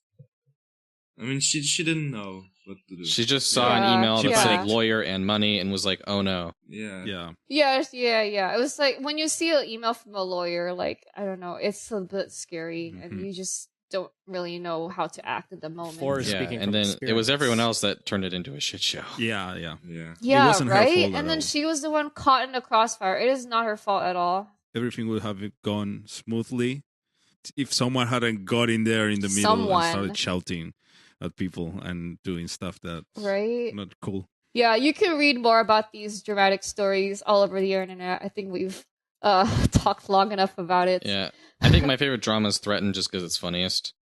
Yeah, that's your drama of the year. It's pretty funny. Okay, I guess we're voting on drama of the year. I don't know what my drama of the year is. I think mine is shit. I hate all of them. Well, Arch Enemy is probably the most dramatic and the most well known around the internet. Oh, because that was like kept me entertained. That was on like default subreddits. That's how big it was. Yeah. Okay. Oh, I know what my favorite drama of the year was. This has nothing to do with metal at all. It's Diablo Immortal. Oh, don't you have phones? Yes. Like we said in the intro, we're Diablo, a gaming podcast now. Don't you have phones? Immortal. You know, that kept me entertained for so long. As an ex-Blizzard fan, my freaking username is named after a StarCraft build. Like, I was a Blizzard fan. It made me sad. See, that's why you gotta name your stupid username after a Nintendo game, because they don't have drama like this. They just have shitty online for their Smash Brothers. Oh, yeah. Okay, anyway. So we've gotten derailed for long enough. Let's talk about our album of the year. Ooh, let's talk about album of the year, right. The big one. Whee! Okay, so we've already gone through a bunch of these. So why don't we just go over what your pick for album of the year might be? All right, if we're gonna go in order of the list, if it wasn't obvious by this point of me talking about them in every category, Frozen Crown: The Fallen King is my album of the year for 2018. I've talked about it, ad infinitum. Basically, I think this album is incredible. Does so many things right. Has so much great variety to it. I'm super hyped for what they do in the future. Yeah, I think my pick for album of the year is Espionage Digital Dystopia. We've talked about it at length already. It's not only a excellent collection of riffy, catchy, powerful fucking songs, it's a well-crafted album. I also want to give a shout out to Angra's Omni, which is my most listened to album of the year. And you were so cautious about that one. I remember when we talked about Angra and Why? like they were making a new album, and it was like, do we want Fabio in another Angra album? And following the recordings, I know. I think it's like you're afraid to like it. Yeah. I am afraid to like it because I'm so adamant that Fabio does not perform old Angra material well, but maybe he's getting better, and maybe it's growing on me. They found and I how also to write for him, I think. Yeah. Yeah. I think they got their Angra sound back. You know, Fabio was involved in songwriting, I think, more than in Secret Garden, so it really shows. Oh, excellent. That makes sense. I think Cool. they work well together. Yeah, so those are my picks. Great. Yeah, and I remember when this album was announced, they had these like little videos of Angra and Fabio like around the house recording and cooking and exercising. That's and I was cute. like, this is like Terrace House, but with Angra. It's Powerhouse, dude. Powerhouse. Let's trademark that. Brazilian powerhouse. It's Powerful's Yeah. hit new reality TV show. Look So it. that's how you appeal to me. You make your own version of Terrace House. Okay. Anyone want to go next with I'll their go. powerful pick? I've okay. been practicing how to say this. Okay. Oh dear God! Please. My album of the year was Powertel Sim Podzemich Krolia. Power. What? Don, how bad was that? It's I don't Russian. know. He doesn't speak Russian. It's Ukrainian, actually. Oh, right, you're right. It's not Russian. You didn't even get the language. I'm sorry, right. Ukrainian has a different alphabet. Holy shit! Oh. They don't use some of the certainly. same letters. Yeah. So what language was this album? It's in Ukrainian. Can we get a translation of Ukrainian. the album name? Cool. It means 7 Underground Kings. Oh. Nice. That sounds cooler. Is it a concept album? I have no idea. I don't speak Ukrainian. Oh, okay. Cool. But it's a banger. What kind of music does it have? Oh, I think I gave Powertail a try once. Yeah, you didn't like it. I don't think you got past the opening scream.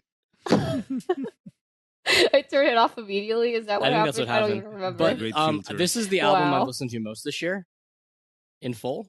Cool. Most of those listens were on YouTube before I had a Scrabbler extension, so they weren't listed, or each track wasn't listed, so it's showing up not as much as it should. Cool. But yeah, definitely my album of the year. Check it out. I must say, I just listened to this album this morning, actually, and it's great. Yeah. I don't know why I missed it. There's like, I think it was the 4th track. It's called e18, if I'm not wrong. And there's like this high-pitched scream. I don't know. They have like a couple of vocalists, so I don't know which one was it. There's like high-pitched scream, and there's a guitar solo starting in the back. And then the vocalist goes even higher, and it's probably the highest note I've heard this year. And it's so good, just great. It's a phenomenal album. Well, guys. that's a big claim. That's a claim. It sounds like I might need to am go not big back on your to Russian it. stuff. Why? It's Russian, It's though. Ukrainian. I've only been It's talking about Ukrainian. it since like April. I just looked it up on Metal Archive. Ukraine. It's not Russian. Yeah. It's Respect, right there. Respect the Slavic culture. Okay. Oh, Respect, excuse me. different. respect Yeah. Ukrainian sovereignty. Also, though, I'm pretty sure this was supposed to be originally an EP, and then they just slapped a couple bonus songs onto it. Yeah, Because it's it has a 36 minutes. It has 3 bonus songs. One of them is a cover by SOS by the Russian band Master. And then the final song is like an alternative version of that same cover. And then they have some other cover. So I'm pretty sure this was like a 5-track EP that they just slapped like an extra 10 minutes on. It works, Yeah, I guess. it works. I guess that's what you do when you have enough for an EP, but you want to release a full length. So we haven't talked about this album in any other context, I don't think. What makes it your album of the year? Look, all the songs flow together because it's a different language. It's very hard for me to follow. Okay. So I Fair. listen to it as a whole, and it's very hard for me to pick out an individual part of the whole. I really should sit down and listen to it track by track, which means I have to download it at some point. Do you enjoy the whole thing? It's on Spotify. I do. I enjoy the whole thing up until the covers. Okay, and then it's like a very distinct good. Stylistic change. That's a good sign. Like you can every time hear to the whole thing, even if it's not that many tracks, and you enjoy the whole thing that speaks about it not being boring, being entertaining, interesting. Like they're all similar enough that they're on the same album, but the songs are distinct enough that it doesn't get stale. Great. I think more bands should sing in their native languages. I agree. Yeah, it's hard. It's like it's hard to make it. Less people will listen to it, but I don't know. It interesting. The thing is that everyone knows that if you're doing metal, it sells in Europe mainly, and when you are not from an English-speaking country, and you see that everyone forever has sold an album ever has sung in English, you just go for the English. And also the English language kind of works in metal. Is it easier to sing in English for metal? Not from a vocalist perspective, not really. It's just like we're used to it, I'd say. I definitely am. That's true. And there's another thing, well, this is not probably this most general thing, but for a lot of bands, for a lot of vocalists, when they are not singing in their native language, it's easier for them to put on this persona of a performer that's singing. Oh, okay. And it's like wearing a mask. That makes sense. And you're in character. That makes sense. It's easier it's easier to be a good performer, to just do the stuff like sing about anything without worry that you are, like, I don't know, exposing yourself or something. They aren't that self-aware and can become a character. And in this type, at least in general fantasy theme metal, I think that works to an advantage to a lot of vocalists. That's an interesting point. There's another album that I really liked this year that's also not in English. Unlucky Morpheus Change of Generation. Yeah, this one was really good. It's really good. Yeah. Really, really good. Yeah, I think instrumentally, like, it's really good. And I think, like, it's in Japanese. I don't know. I personally help me out. I personally prefer Japanese. It sounds very nice to me in this kind of music. It fits. Like, I feel like some languages maybe don't fit with the vibes of power metal, but Japanese totally does. I think they make it work. Like, so this band is like a European power metal style with like a solo violinist and plenty of guitar riffs, and it's like super melodic. Mm-hmm. And I think the Japanese vocals fits in really well with it. Yeah, definitely. Yeah. Definitely. I did really like the style of this album, of the like over the top violin and like super melodic guitars. Yeah. Yeah. That's the good thing that in general Japanese bands in these styles do, is that they know how to make stuff dramatic, but in a really good way. You know what I mean? Yeah, like, for sure. You can be... I would call this album dramatic. Yeah, like this over-the-topness with the violin, with the lead violin, for example, and pulling it off so seriously. Like, you hear it, and yes, this is the part. It's not like a silly thing. It feels genuine. But it's like, yeah, there's a lot of theatricality. Yeah, and even the vocalist has a bit of like theatrical quality also. Like, she has this like kind of really intense short vibrato in her voice. Yeah. And I think, it just adds to the drama of it all. But it doesn't seem like cheesy to me at all. Not at all. Yeah. It might be cheesier if you knew what they were saying, but it's who, oh well. Probably. That usually happens when you look up Japanese lyrics. It's probably about tables. Always back to the tables. They could be. This is the theme of today: tables of fire. Tables. Luca Turilli's Tables of Fire. Burning tables. Part 2. Yeah, I mean, they sing about Knight of Sword. That's Knight pretty of cool, Sword. I guess. Yeah, Knight of Sword. Since we were at it, another Japanese album that came out that a lot of people liked is Love Bites Clockwork Immortality. And it's a really good album as well. A bit different from Unlucky Morpheus, a different flavor. Oh yeah, this was a surprise for me. Yeah, this is a powerful album, if I do say so myself. It is quite powerful. It's more in the generic European speedy kind of style, as opposed to the Japanese. I wouldn't really say generic. I would like when I look at the. I don't want to judge people by their clothing. the videos don't match the music. When I saw like the still of the music video, and I was like, oh my god, this is gonna be like anime bullshit. But it's like super riffy. It's really aggressive. Yeah. It's really fast. It's like if I were to compare it to Unlucky Morpheus, I would say the Love Bites album is more aggressive and less flashy. Unlucky Morpheus. It's like Love Bites. It's closer to more standard European power metal than to Galnerius, and Unlucky Morpheus is closer to Galnerius than to Italy. To put it in if you have like the spectrum of like from Italy like to the USPM and then the EUPM and the JPM and all the acronyms. Yeah, they are both really good albums. Oh my god. So I don't know. Don't let the anime cute dresses like fool you. Love Bites is aggressive as shit, and it's definitely worth the listen. And I also saw their album cover, and I was like, oh my god, what is this like shiny ass? It's very Photoshop? Blue. Yeah, I'm like, no, I don't dig this, but.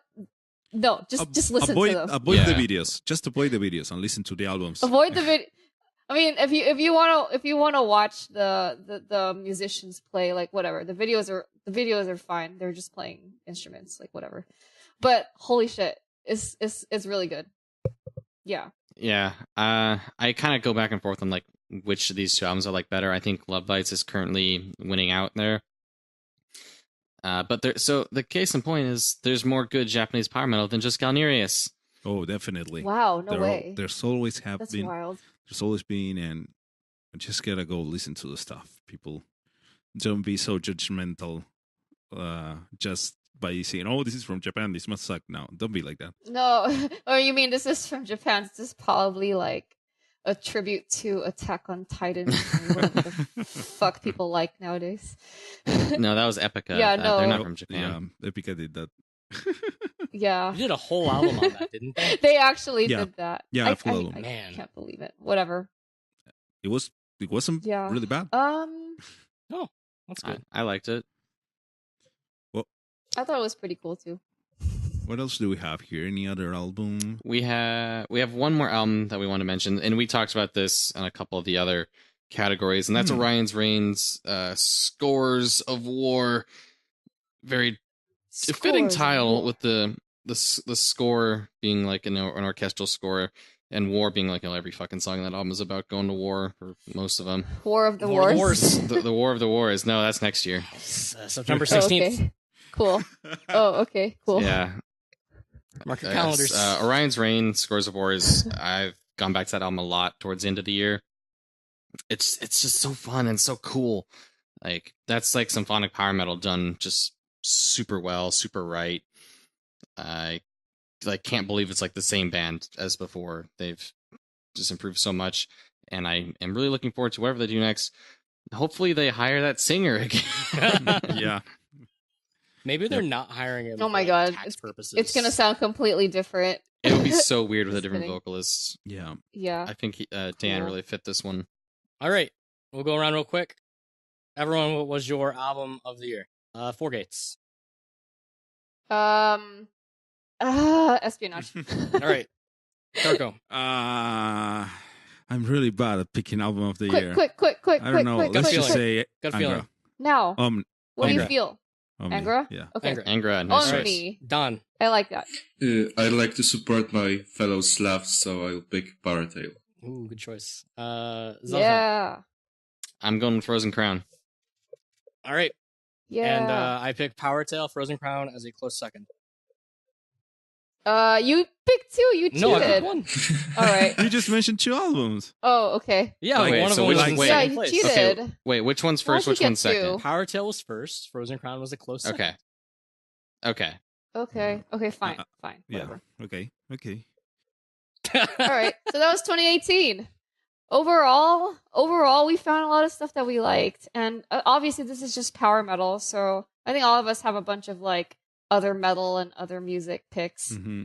But yeah, hope that you guys can check out these power metal releases in 2018, and maybe you'll like some of them too. Yeah, in the show notes we'll have a list of albums we like that are power metal and some non-power metal, and we all, or at least most of us, did write-ups on our power metal of just albums we liked. So if you want to get more than what we talked about here, or you'll probably get some similar thoughts, you can go to our unaffiliated subreddit. Yeah. Or you can stop by our official subreddit at our Arena Metal. Oh God!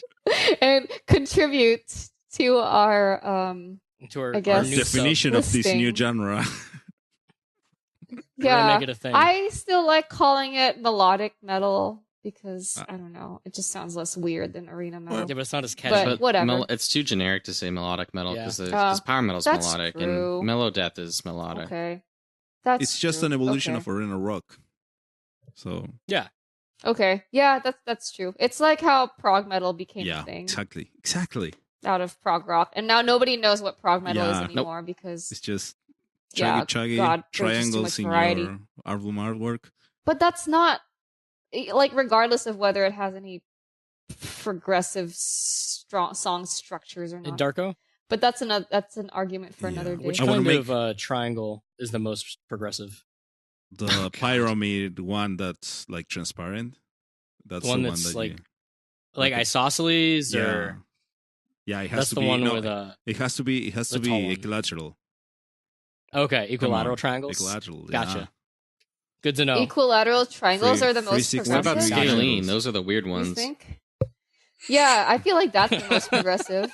Equilateral is when like your basic song structure. Yeah, you're like right. A, B, you know what? A, B, you might be A. onto something because all these bands that have these triangles and shapes in their album art that claim to be prog metal, the ultra prog shit, are actually the Illuminati. It's like all the art is perfectly symmetrical. So there's nothing progressive about that. It's kind of boring. But like minimalism is in. Like minimalism if you use the font. Yeah, if minimalism is in, you can't be prog. And you keep a lot of white space in your albums, and you don't capitalize anything. Like we do. You are ultra prog, like us. And you draw your logo using Microsoft Paint. Not sponsored by Microsoft at all. Just Paint. So all this talk of prog makes me want to progress into 2019 and the things that we are looking forward to, because it is absurdly stacked here. I don't think I've ever had a list this big of things I'm looking forward to in a year. We have, I think, 30 plus bands. I don't think I've ever had a list. Oh my god. I don't even know how to approach this section right now. We've had singles and demos from some of these. We're gonna mention every single one. We're gonna do it right now. We're starting with Avantasia. Yeah, like do it poke rap. Do we want to go around poke rap style? Everyone do one at a time. No, that's so cheesy. Well, anyway, Avantasia is my most looked forward to album this year, most likely. The single Out Raven Child I think is fantastic. I would maybe give it Song of the War or Song of the Year if I could. Song of Songs. Because I looked further down the fucking document and saw War twice, and that slipped into my mind. Hansi on Avantasia is just cheating. Also, they're going to have Song of the Year. Another single out next week. Yeah, very soon. Yes, very soon. Next week being. So by the time this podcast is released, if you're listening to this podcast, go check if Avantasia has released a new single. There will probably be a new Avantasia song by the time this is out. Yeah. Yes. All right. Next one. We've also got Demons and Wizards Festivals with a new album January of next year. They're going to be playing new material at festivals, presumably such as Wacken and Prog Power USA. I'm hyped. We've got Rhapsody 5. The pumpkins. Oh, right. I skipped one. We're skipping the pumpkins. Don't skip the pumpkins. Yeah. The pumpkins. They are still united after like over a year. It's been like 2 years. And they're making an album. Full album. Or over United album. Dude. They're still amazing united. world tour. They hit Latin America twice without stopping. And they are making an album, releasing a live album of the tour, and then an actual studio album, apparently. And they were already writing, Freaking and ridiculous. it's like amazing. Everyone, a lot of people dreamed about this. The first track was released, and everyone was like, "Yeah, it's happening!" And it's more than so happening. Wholesome. It's happening so hard. It's great. Maybe they just had so much fun touring together that they're like, let's just unite forever. Yeah, making so much money those sold out shows. Am I right? Yeah. Obviously. Oh yeah, totally. See, imagine if Nightwish united. That'd be fucking okay. crazy. I can fantasize about that at another day. We also have Rhapsody 5, aka the real Rhapsody. AKA Cerulean Leone Rhapsody. Yep, the real Rhapsody. Their thing is coming out this year. This is confusing. There's too many Rhapsodies. They're apparently unsigned. I don't know what to which do. Is really cool. I still got an Indiegogo. They're signed by. They're funded by crowdfunding. They've got the Indiegogo up still for another 3 weeks, so go check it out if you haven't yet. Yeah. So pre-order their shit. I love their studio updates on Facebook. Yeah. Oh, no, that's some wholesome stuff right there. You can see that Luca and Fabio are really happy about doing this. It's nice, and we're all happy that they are doing it. Yeah. Even if it ends up something completely bizarre, it's okay. I can't wait for them to break up again and make Rhapsody 6 and 7. Band called Rhapsody. Yeah, we can never have too many Rhapsodies. Anyway, next album that I'm looking forward to, Ancient Bards, another Italian power metal fantasy concept, blah blah blah thing. These guys have black crystal swords. They have a black crystal sword as opposed to an emerald sword. Yeah. I'm really looking forward to this album. I think they do symphonic power metal very, very well. They have a couple singles out that I like. I crowdfunded their album, so I should be getting a download for that very soon. Yay! For fans of Rhapsody. And then to completely contrast from that, Traveler. Who's Traveler? Traveler had a dope demo come out last year. It was like 3 tracks, something like that.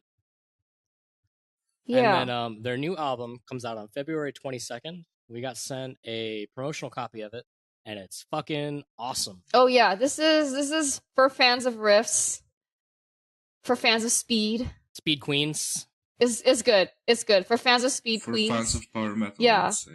For fans of power metal, like actual yeah. power metal, not like Housewife stuff. not like do do do do do do do. Yeah. Anyway, look out for Traveler in February. In the same vein, we also have Gatekeeper, also coming out on February 22nd. Also was sent that as a promotional album. Also is very good. Make sure to check that out as well. It's like traditional new wave stuff. Yeah, and Double Geddon is apparently making a full length. Our composers of the Snake Pit Skeleton. Yeah, Getting Dangerous. A skeleton in a snake pit this year. It should. Yeah, I don't know. Was this officially announced, or did we just like summon their spirits? I think it's from someone DM'd telepathic. them. I think. I think Don telepathic connection. Email. Oh, okay. According to the very reliable source of Facebook messages. They're not on Facebook. This was email. Yeah, it was an email. Actual email. They also mentioned that they will release 2 Geddons on cassette tape. What? Yeah. Cassette tape. They said it's a superior technology. So do you have to flip it around to get the other song? I hope it's one track per side. Oof. Just to like really commit to the aesthetic. To the double aesthetic. That would be amazing. I'm looking forward to getting that cassette tape. In that same vein, also in the same cassette tape vein, I guess. Probably. Dream Troll. They've got their new album, I think, coming out this year. They've been teasing it really hard. They like working at this stuff, right? It's like they're always It's been a while since their last. Yeah, but not that much. Is Dream Troll just going to put out a thing like every year? I don't know. Maybe. That could be good or could be bad. We'll find out. Yeah, well, at least Dream Troll's album, I'm pretty confident it'll exist. Dragonland, I am not confident. Who the fuck put at Dragonland all. It's not on gonna here? happen. Dragonland is dead. Dragonland's I don't not even know dead. why They they're on keep this list. posting studio updates, man. And they've been touring without Olaf, I think. Because he's busy with that other band. This is the year of the dead bands. We got Dragonland coming out, and we got Fairyland coming out. No. Fairyland is actually coming out. Fairyland is coming out. They shot a music video. He said the album is done. They shot a music video like a month ago. Yeah, he had a picture of them doing post-production. Like, it's done. Okay. It's coming out. It's like it's done and it's coming out. All right, I believe you. Also, they have North a label. Tail. They've got everything. North Tail's coming out in the spring as well. That is I Christian. don't know them, what's his so I face? believe you. Christian Right? Eriksen and Bill Hudson. Their thing. The Twilight Force. Yeah, Twilight Force guy. Yeah, Twilight Force guy. Yeah. Oh, I heard their single. Okay, I know North Tail. Their single was okay. But Blind Guardian orchestral album. This is it. Is this coming out? This is the year, guys. Maybe. Is it really actually coming out? Hansi said it would. Hansi thinks. Well, Hansi said it would. I trust Hansi. Do you trust Hansi? Okay, I trust Hansi. And even in I John Schaefer's interview was like, Hansi. oh yeah, like Hansi was like wrapping up the orchestral album or something like that. I'm like, oh cool. Oh, wrapping up. I don't remember the exact Wow. words. You have to look at the interview that Okay. John Schaefer did, but I think they're close. It's coming. Like they re-released their discography like 5 times. Like they're ready. I bet they needed more money. Yeah, maybe they're gonna. Well, they re-released it on vinyl. Maybe they'll do cassette tapes next. They do vinyl. It's a superior. Yes. All right. Well, I believe in Hansi. It could be a thing this year. That'd be cool. Yeah. Okay. Then let's cross Thornbridge. to Thornbridge. Thornbridge. Yes, they have their second album coming out, I think in February. They had a single out. I believe it was a title track. It sounded exactly like Thornbridge. Yep. Oh, okay. That makes me less excited, but okay. I have a feeling it is also coming out on February 22nd, but I'm not going to look. You just really like that date. It There's just has a lot of twos. stuff coming out on February 22nd. Oh my god! Like legitimately, twos. It's not just that I like the date. Two. There are a lot of things Two coming out on that get-ins? date. I think there's a lot of Two games around albums? them too. It's a big date. Double album. I think it's probably just because it's the last Friday of the month. Oh, maybe it's because there's 2 get-ins. Anyway, next up we've got Dragon Force. Are they really making a new album? Yeah, they've been they've been Why do recording I- that. They've I'm been like streaming their recording. I'm like in disbelief at all of these. Why? I don't Dragon know Force- why. Yeah, all of these. Dragon Force is streaming live the sessions. I trust Dragon Force. Yeah, it's really cool. On Twitch. Yeah, They stream on Herman Twitch. Lee's Twitch. They're Okay. just like, yo, On Herman, I'm making yeah, I a know solo his Twitch today. thing is like, okay, all right, I It's believe like you they here. record drums and stuff, so they're doing the stuff. I've been not checking them out because I don't want to spoil the album. Yeah, I don't know. I think I'm okay with just waiting until it comes out. I hope it's not reaching into infinity. It won't be. Hopefully the production is as good as Repowered Within. It should, I guess. I don't. If Oh, they're doing the same I thing. didn't check if the guy they're working with is the same that makes Repowered. I should have checked that. Damn. Okay. Well, I guess we'll find out. All right, next up, Tier. How do you or say Tweer? tier? I don't know. Is it Tier? tier? Is it tweer? Or is it tire? It's I'm just not gonna say tire. Tier. That's, I I've can heard tell it you that pronounced for tire sure. before, but that might have been wrong. But that's probably like Americans mispronouncing Could be. things. Anyway, they had a single that just came out, and I assume they have a new album coming out shortly as well. Sweet. Sabaton. Yeah, Sabaton Sabaton confirmed for the year. confirmed that they're doing an album this year. We are wildly speculating that it will come out on September 16th, and that it will be called The War That's of the Wars. That's completely made up, by the way. We have no proof Yeah. for any of those things. We have no proof, so we made up the and- date and we made up the name. September 16th is like a Tuesday too, so who knows? Hard. They are also making a YouTube channel with a historian, a Sabaton history YouTube channel. Right. Wait, what? Yeah. Like Oh a my real God. historian. Okay. So that could be interesting. Indy Nidell from the Great War channel. Yeah, he's like a legit dude. Yeah, it's great. I'm looking forward to it. Probably the only thing from Sabaton I'm looking forward to. it might be an interesting history-based YouTube channel. That would be cool. Maybe watch now that. we'll actually learn more from Sabaton than from middle school history. Yeah, instead of like the army ratios and how the winged hussars came down the mountainside. Their website has additional historical information about each song. Oh, if only I've been on the Sabaton website. I went there when we talked about Careless Rex. Oh, yeah. Cool. Next up, Vision Divine. Vision Divine. Yeah. They just put out a single with their new singer. It's the dude from Dirtian. Can we make an amendment? And this was the song of the year. Angel Revenge. This is your is song an of the year. amazing song. Yeah. I played it on repeat a lot. I've been on repeating it a lot. It's really good. Yeah. New vocalist is excellent. He's the same guy from Dirtian. And I like how this song, I mean, it has like, I don't know, it's pretty riffy. It has a lot of guitars. The vocalist he goes really high, and I don't know. It's the great. vocals are the real, focal point, if you will, of this album, or at least the song. And like he sounds good on Dirtian, but he sounds incredible on this new song, Angel of Revenge. I don't know how it happened. He was good in Dirtian. Come on, not that good. Yeah, I mean, he was plenty good. Yeah, he wasn't that good. No, yeah. I like the thumbnail of the video where he's just screaming because it's just like, yep, that's it. That's pretty much what he does in the song. Also, it could have been like video of the year too if we did that category. No, video of the year goes to Angra for Light of Transcendence. If you haven't seen it, oh boy. I'm not really a video person, but okay, I'll check it out. Next year we'll do video of the year. We're gonna do a video episode. So we need to do the video episode. Yeah. Okay. Yeah. We'll do the video episode. Yeah, we'll talk about videos. Yeah. So, I don't know. I'm really looking forward to Vision Divine. I play them a lot. They're loopy albums because they're freaking amazing. You play loopy on loopy? Anyway. Loopy on loopy. Yeah.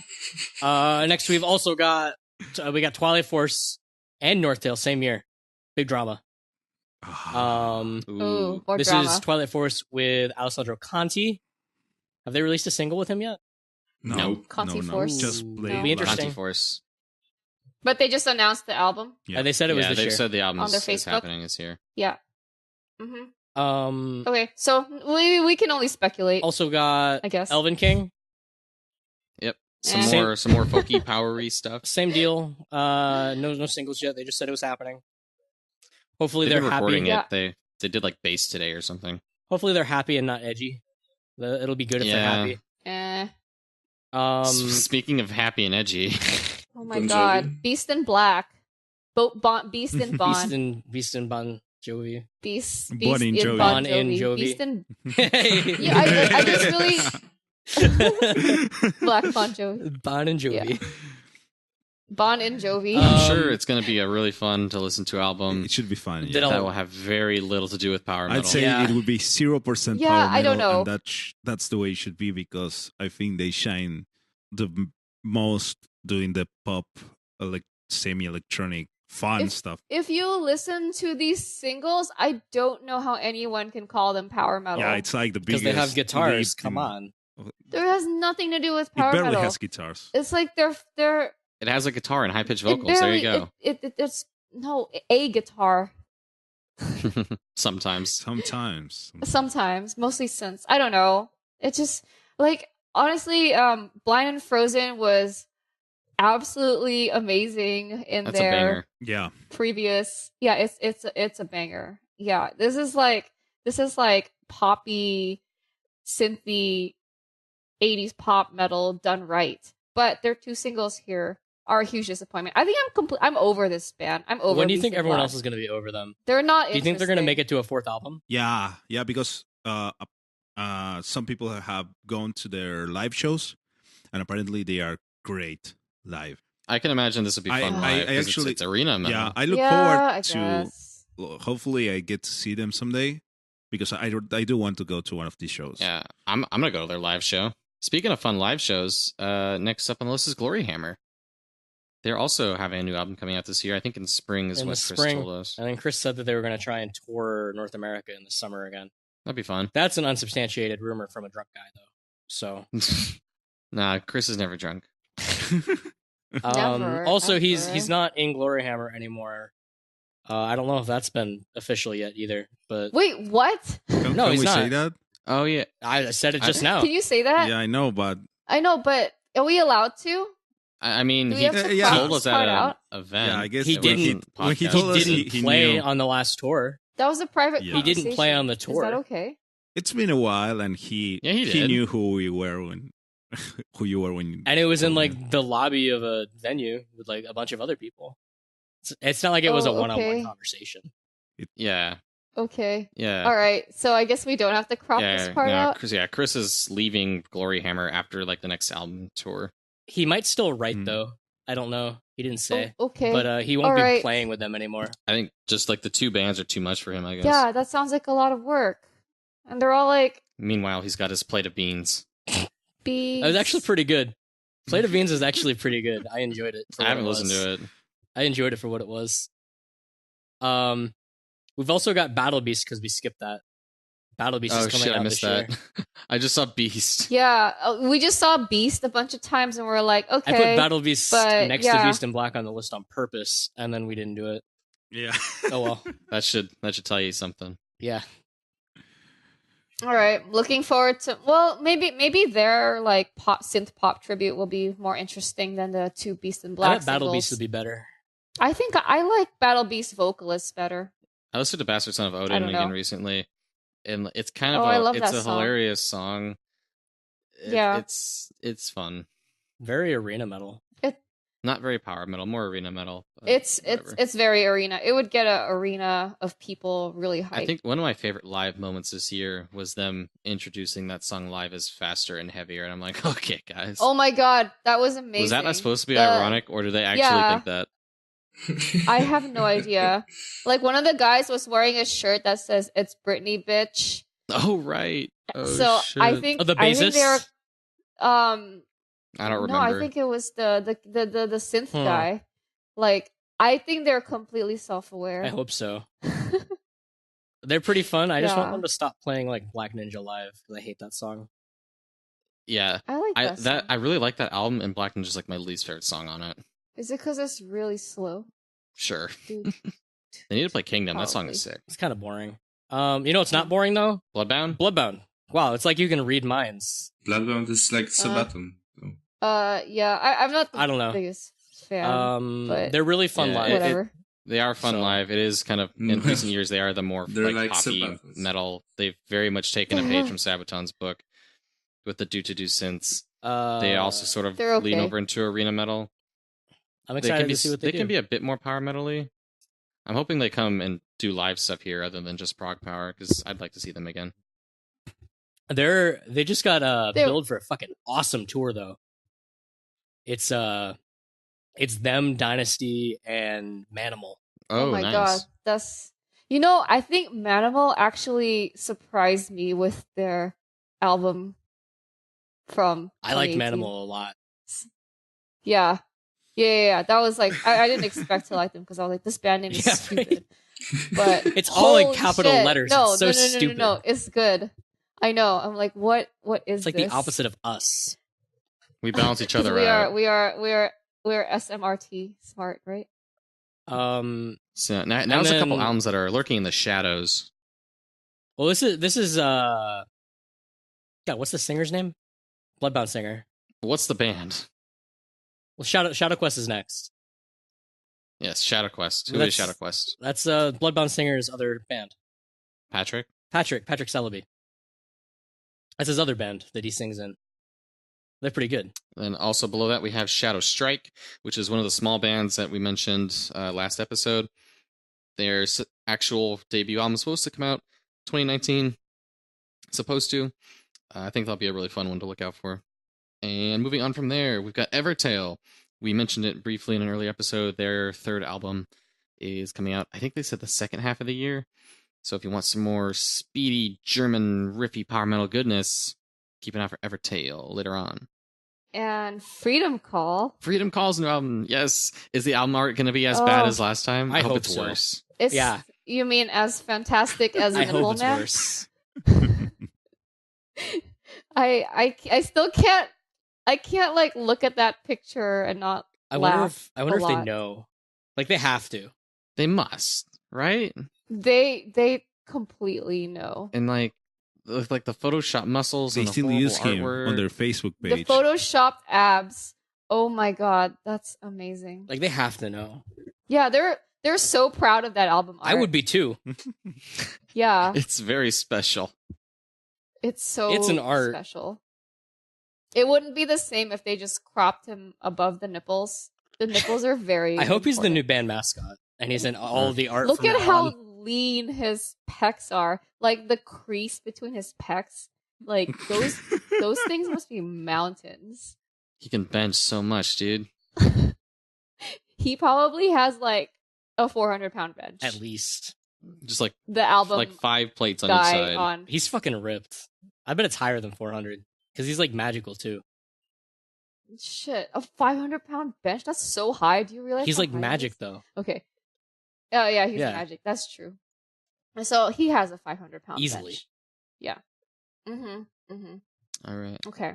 The next, Equilibrium? yeah, they're not power metal, but I really like that Not band, power metal. and they have a new album coming out this So- year, so I am very much looking forward to that. They're a German folk metal band, a bit more on the brutal side than the Elven Kingy side. They have some really, really good stuff. Oh, And I have a conspiracy theory Ooh, that like every other album, they seem to like go back and forth, and it's always like the even numbered ones that are like the better, more fun ones in my mind. Because their second album, Sagas, is like a 10 out of 10, one of my favorite albums of all time, and the fourth album, Erden Temple, is my like next favorite of theirs. Like the first, third, and fifth ones I'm not as big on, but second and four are really good. And so this one's gonna be 6, so it should also be really good. There you go. it should be like your number one forever now. Well, we'll see. So Hyper Equilibrium. We got another American band dropping an album next year, Mind Maze. They're American? I Yeah, had no idea. American? Holy shit. they're from like Illinois, I think. I'm looking. They're really. Oh my god, they're American. They're from Allentown, Pennsylvania. Oh, Pennsylvania. Wow. Right. Just I had no Pennsylvania. idea. I thought they were from like Norway or something. Yeah, but they're They're like, from here. yo, okay, that's pretty sick. Yeah, they're like prog-tastic power metal. What if that means anything to you? cool. That means nothing. But yeah, this will be a cool release. They must have a lot of triangles. Now, if it's actual Yeah, prog, probably. 0 triangles. Triangles are the sign of the fake prog bands. Yeah. Check this out if you are a fan of Symphony X kind of stuff. Nice. I'll check it out. Yeah. What's Check this? it out. Okay. Heaven's Gate? Next What do we have on next? our list is Heaven's Gate Reunion. What? Yeah, I don't know what's the deal with that. Is but that real? They're like from their Facebook page. I'll read it to you because I don't even know Okay. if it's a live show or something. Okay, I guess we'll determine if it's real. What did he say? We'll meet for the first time after 18 years at the music exhibition Soundtrack Wolfsburg on the 26th of January 2019. I don't know if that means a live show. It says a music exhibition. I don't know what that Are is. they just meeting to hang out and They're attend just meeting. for a beer? I have Or are they no clue. talking about? Okay. A beer with guitars. But supposedly And they're drums. getting together and recording an album. Ooh, that would be really cool. Yeah. Probably not this year then. Probably not. Looking forward But for the But announcement. follow the news. yeah. But this is another thing where like, oh, the band took a selfie and now we're making a lot of assumptions about it. Speaking of a band taking a selfie, And I'm us gonna skip making a ahead lot of couple assumptions ones. about it. I'm gonna skip ahead down to Heavenly because Heavenly Heavenly is- confirmed. They're No, they not confirmed. They're not They confirmed. confirmed. This is Dawn had a Facebook post picture the other day. Yeah, they had a face. They Of confirmed. what Sure. exactly? They're doing like a live show, I think. They're Yeah. playing a show with Rhapsody and they're also recording something. Rhapsody of they're Fire. recording. Oh, The fake It says, Rhapsody. quote, January 4th, they shared the event for their Rhapsody of Fire show. Rhapsody of Fire. And they This say, is the this is Staropoli one. translated automatically from French. So Oh, Okay. Grain of salt. Okay. But it says, we enjoy this beginning of the year to find the scene. Time for a break and recording our next album. Recording. That's what they've been saying since like 2011. I don't believe it. I think Heaven's Gate has more of a chance. You'll have to check the live show. That's how the original live show to see if they play new songs. Okay. The French specifies a new record. The French have specified a new record. The original. Okay. No, like the original French. Okay. That they I thought you posted. were referring to the people of France in general. The government. The French it government. says a brief pause in our new record album. Okay. It's been so long since a Heavenly album. It's not coming. Don't get your hopes up. It's coming. No. Dawn sent me to bed with sweet dreams of Heavenly album. It's not coming. It's happening. Oh God. Okay. Well, you know what is coming? Hammerfall.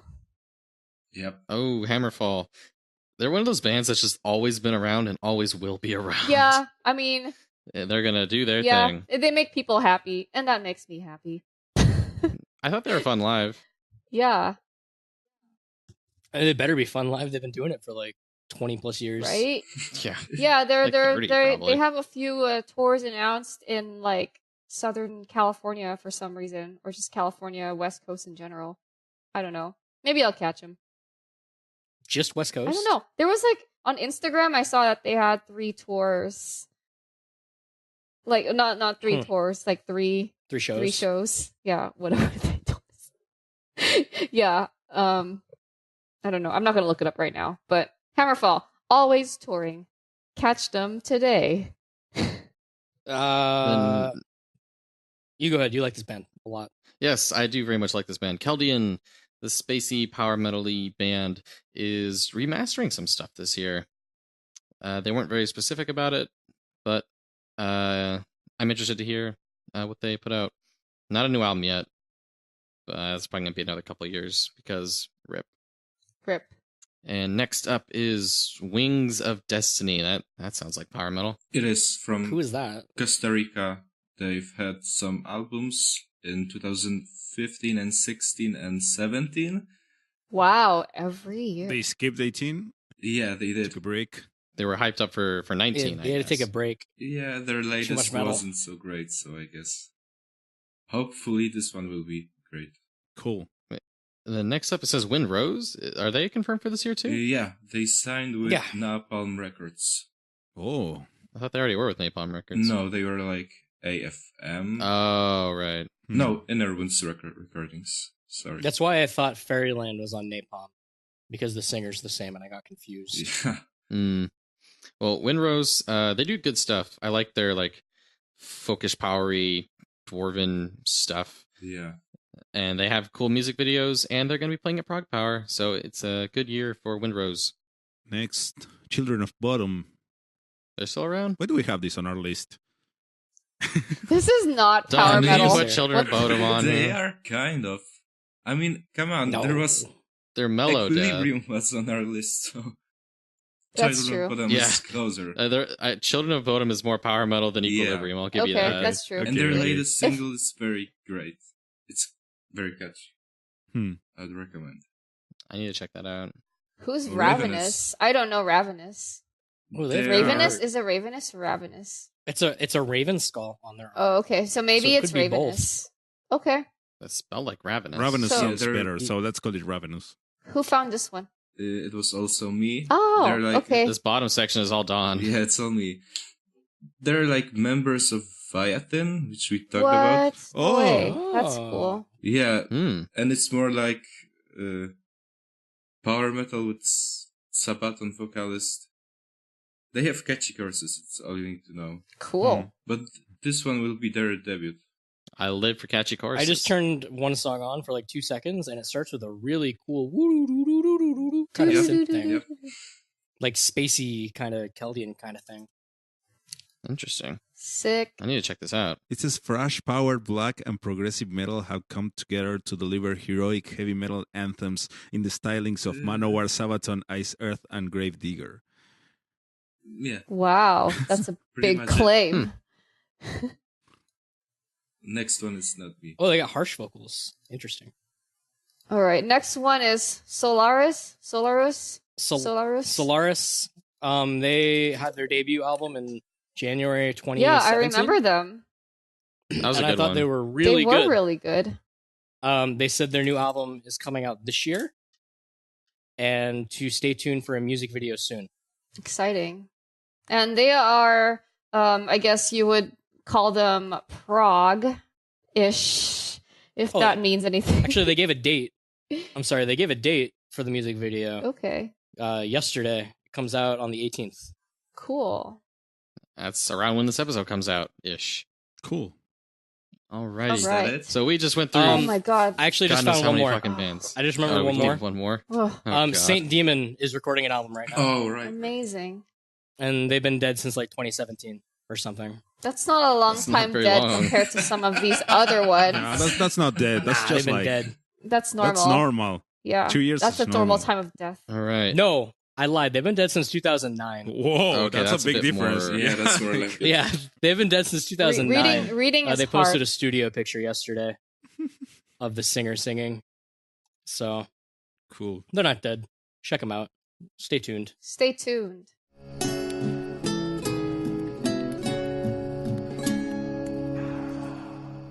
That's a lot of stuff to look for. Yeah, in there's a lot of stuff 2019. to look I forward think that's to over 30. in 2019.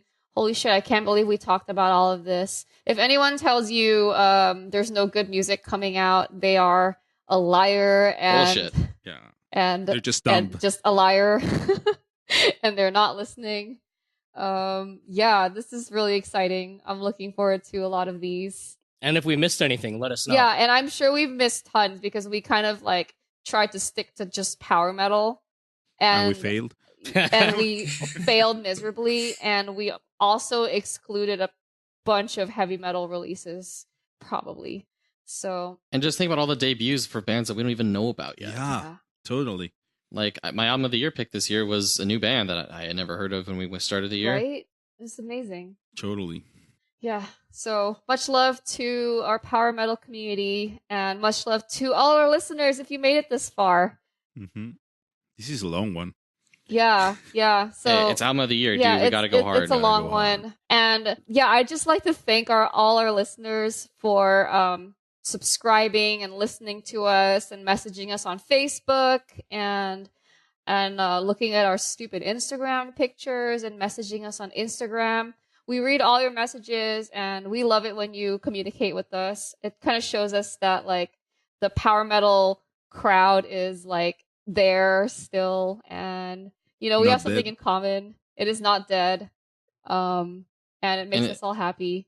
If you want to show how powerful of an individual you are, check out our Patreon. Yeah, if you want to support, that we just launched. this show, and you want to like get a cool new patch for your battle vest, it's seriously a cool patch. Yeah. I'll post a picture of it on the Patreon, once I get better lighting. But yeah, check out our Patreon page. Just search Powerful Podcasts. We're there. And even if you can't financially support us, write us a review on iTunes. Subscribe to all our other shit on Facebook and Instagram. Tell your friends. And yeah, and tell all your friends. Share the love. Yeah. And check out the bands that we talk about. Yeah, check out the bands. Check out our show notes. If you missed any of our picks in 2018, give them a listen and let us know if you liked it, if we're completely off and we have bad taste. I hope we don't. Which we And, do. I mean, even if your friends don't like power metal, tell them to check us out. Yeah. Because we've got some guy that listens to us that doesn't like metal. Shout out to you. I don't remember your name, but I remember that you exist. What? Yeah, dude. Yeah, some guy yeah. messaged us on Facebook That's about really it. funny. Okay. Well, There's some Maybe. guy. We're- Shout out to that guy. I'm glad that we're entertaining enough for you to want to listen to us, even though power metal isn't your thing. Maybe our voices are like ASMR or something. Yeah, maybe like my substandard mic and my like very loud mechanical keyboard are ASMR. I hope All right. not. Okay. Did we miss anything? Hey, guys. So we launched the Patreon and announced it on social media in between recording and releasing this episode. So I'd like to do a quick shout out for everyone who signed up in the first wave of Patreons. My apologies for all of the names I'm about to horribly mispronounce. Thank you so much to Lynthius, Derek P., Jiawei Huang, Megan Barron, Pizor, Jimmy Photo, Hannah War, Matthew Religioso, Greg Elperin, Chad Anderson, and Alfred Tarn. Thank you, guys. I think stay powerful. Yeah. Stay powerful. Look forward for more episodes. Stay powerful, guys. Yeah, stay tuned for another episode of Powerful coming to your ear holes monthly. Peace out and stay powerful.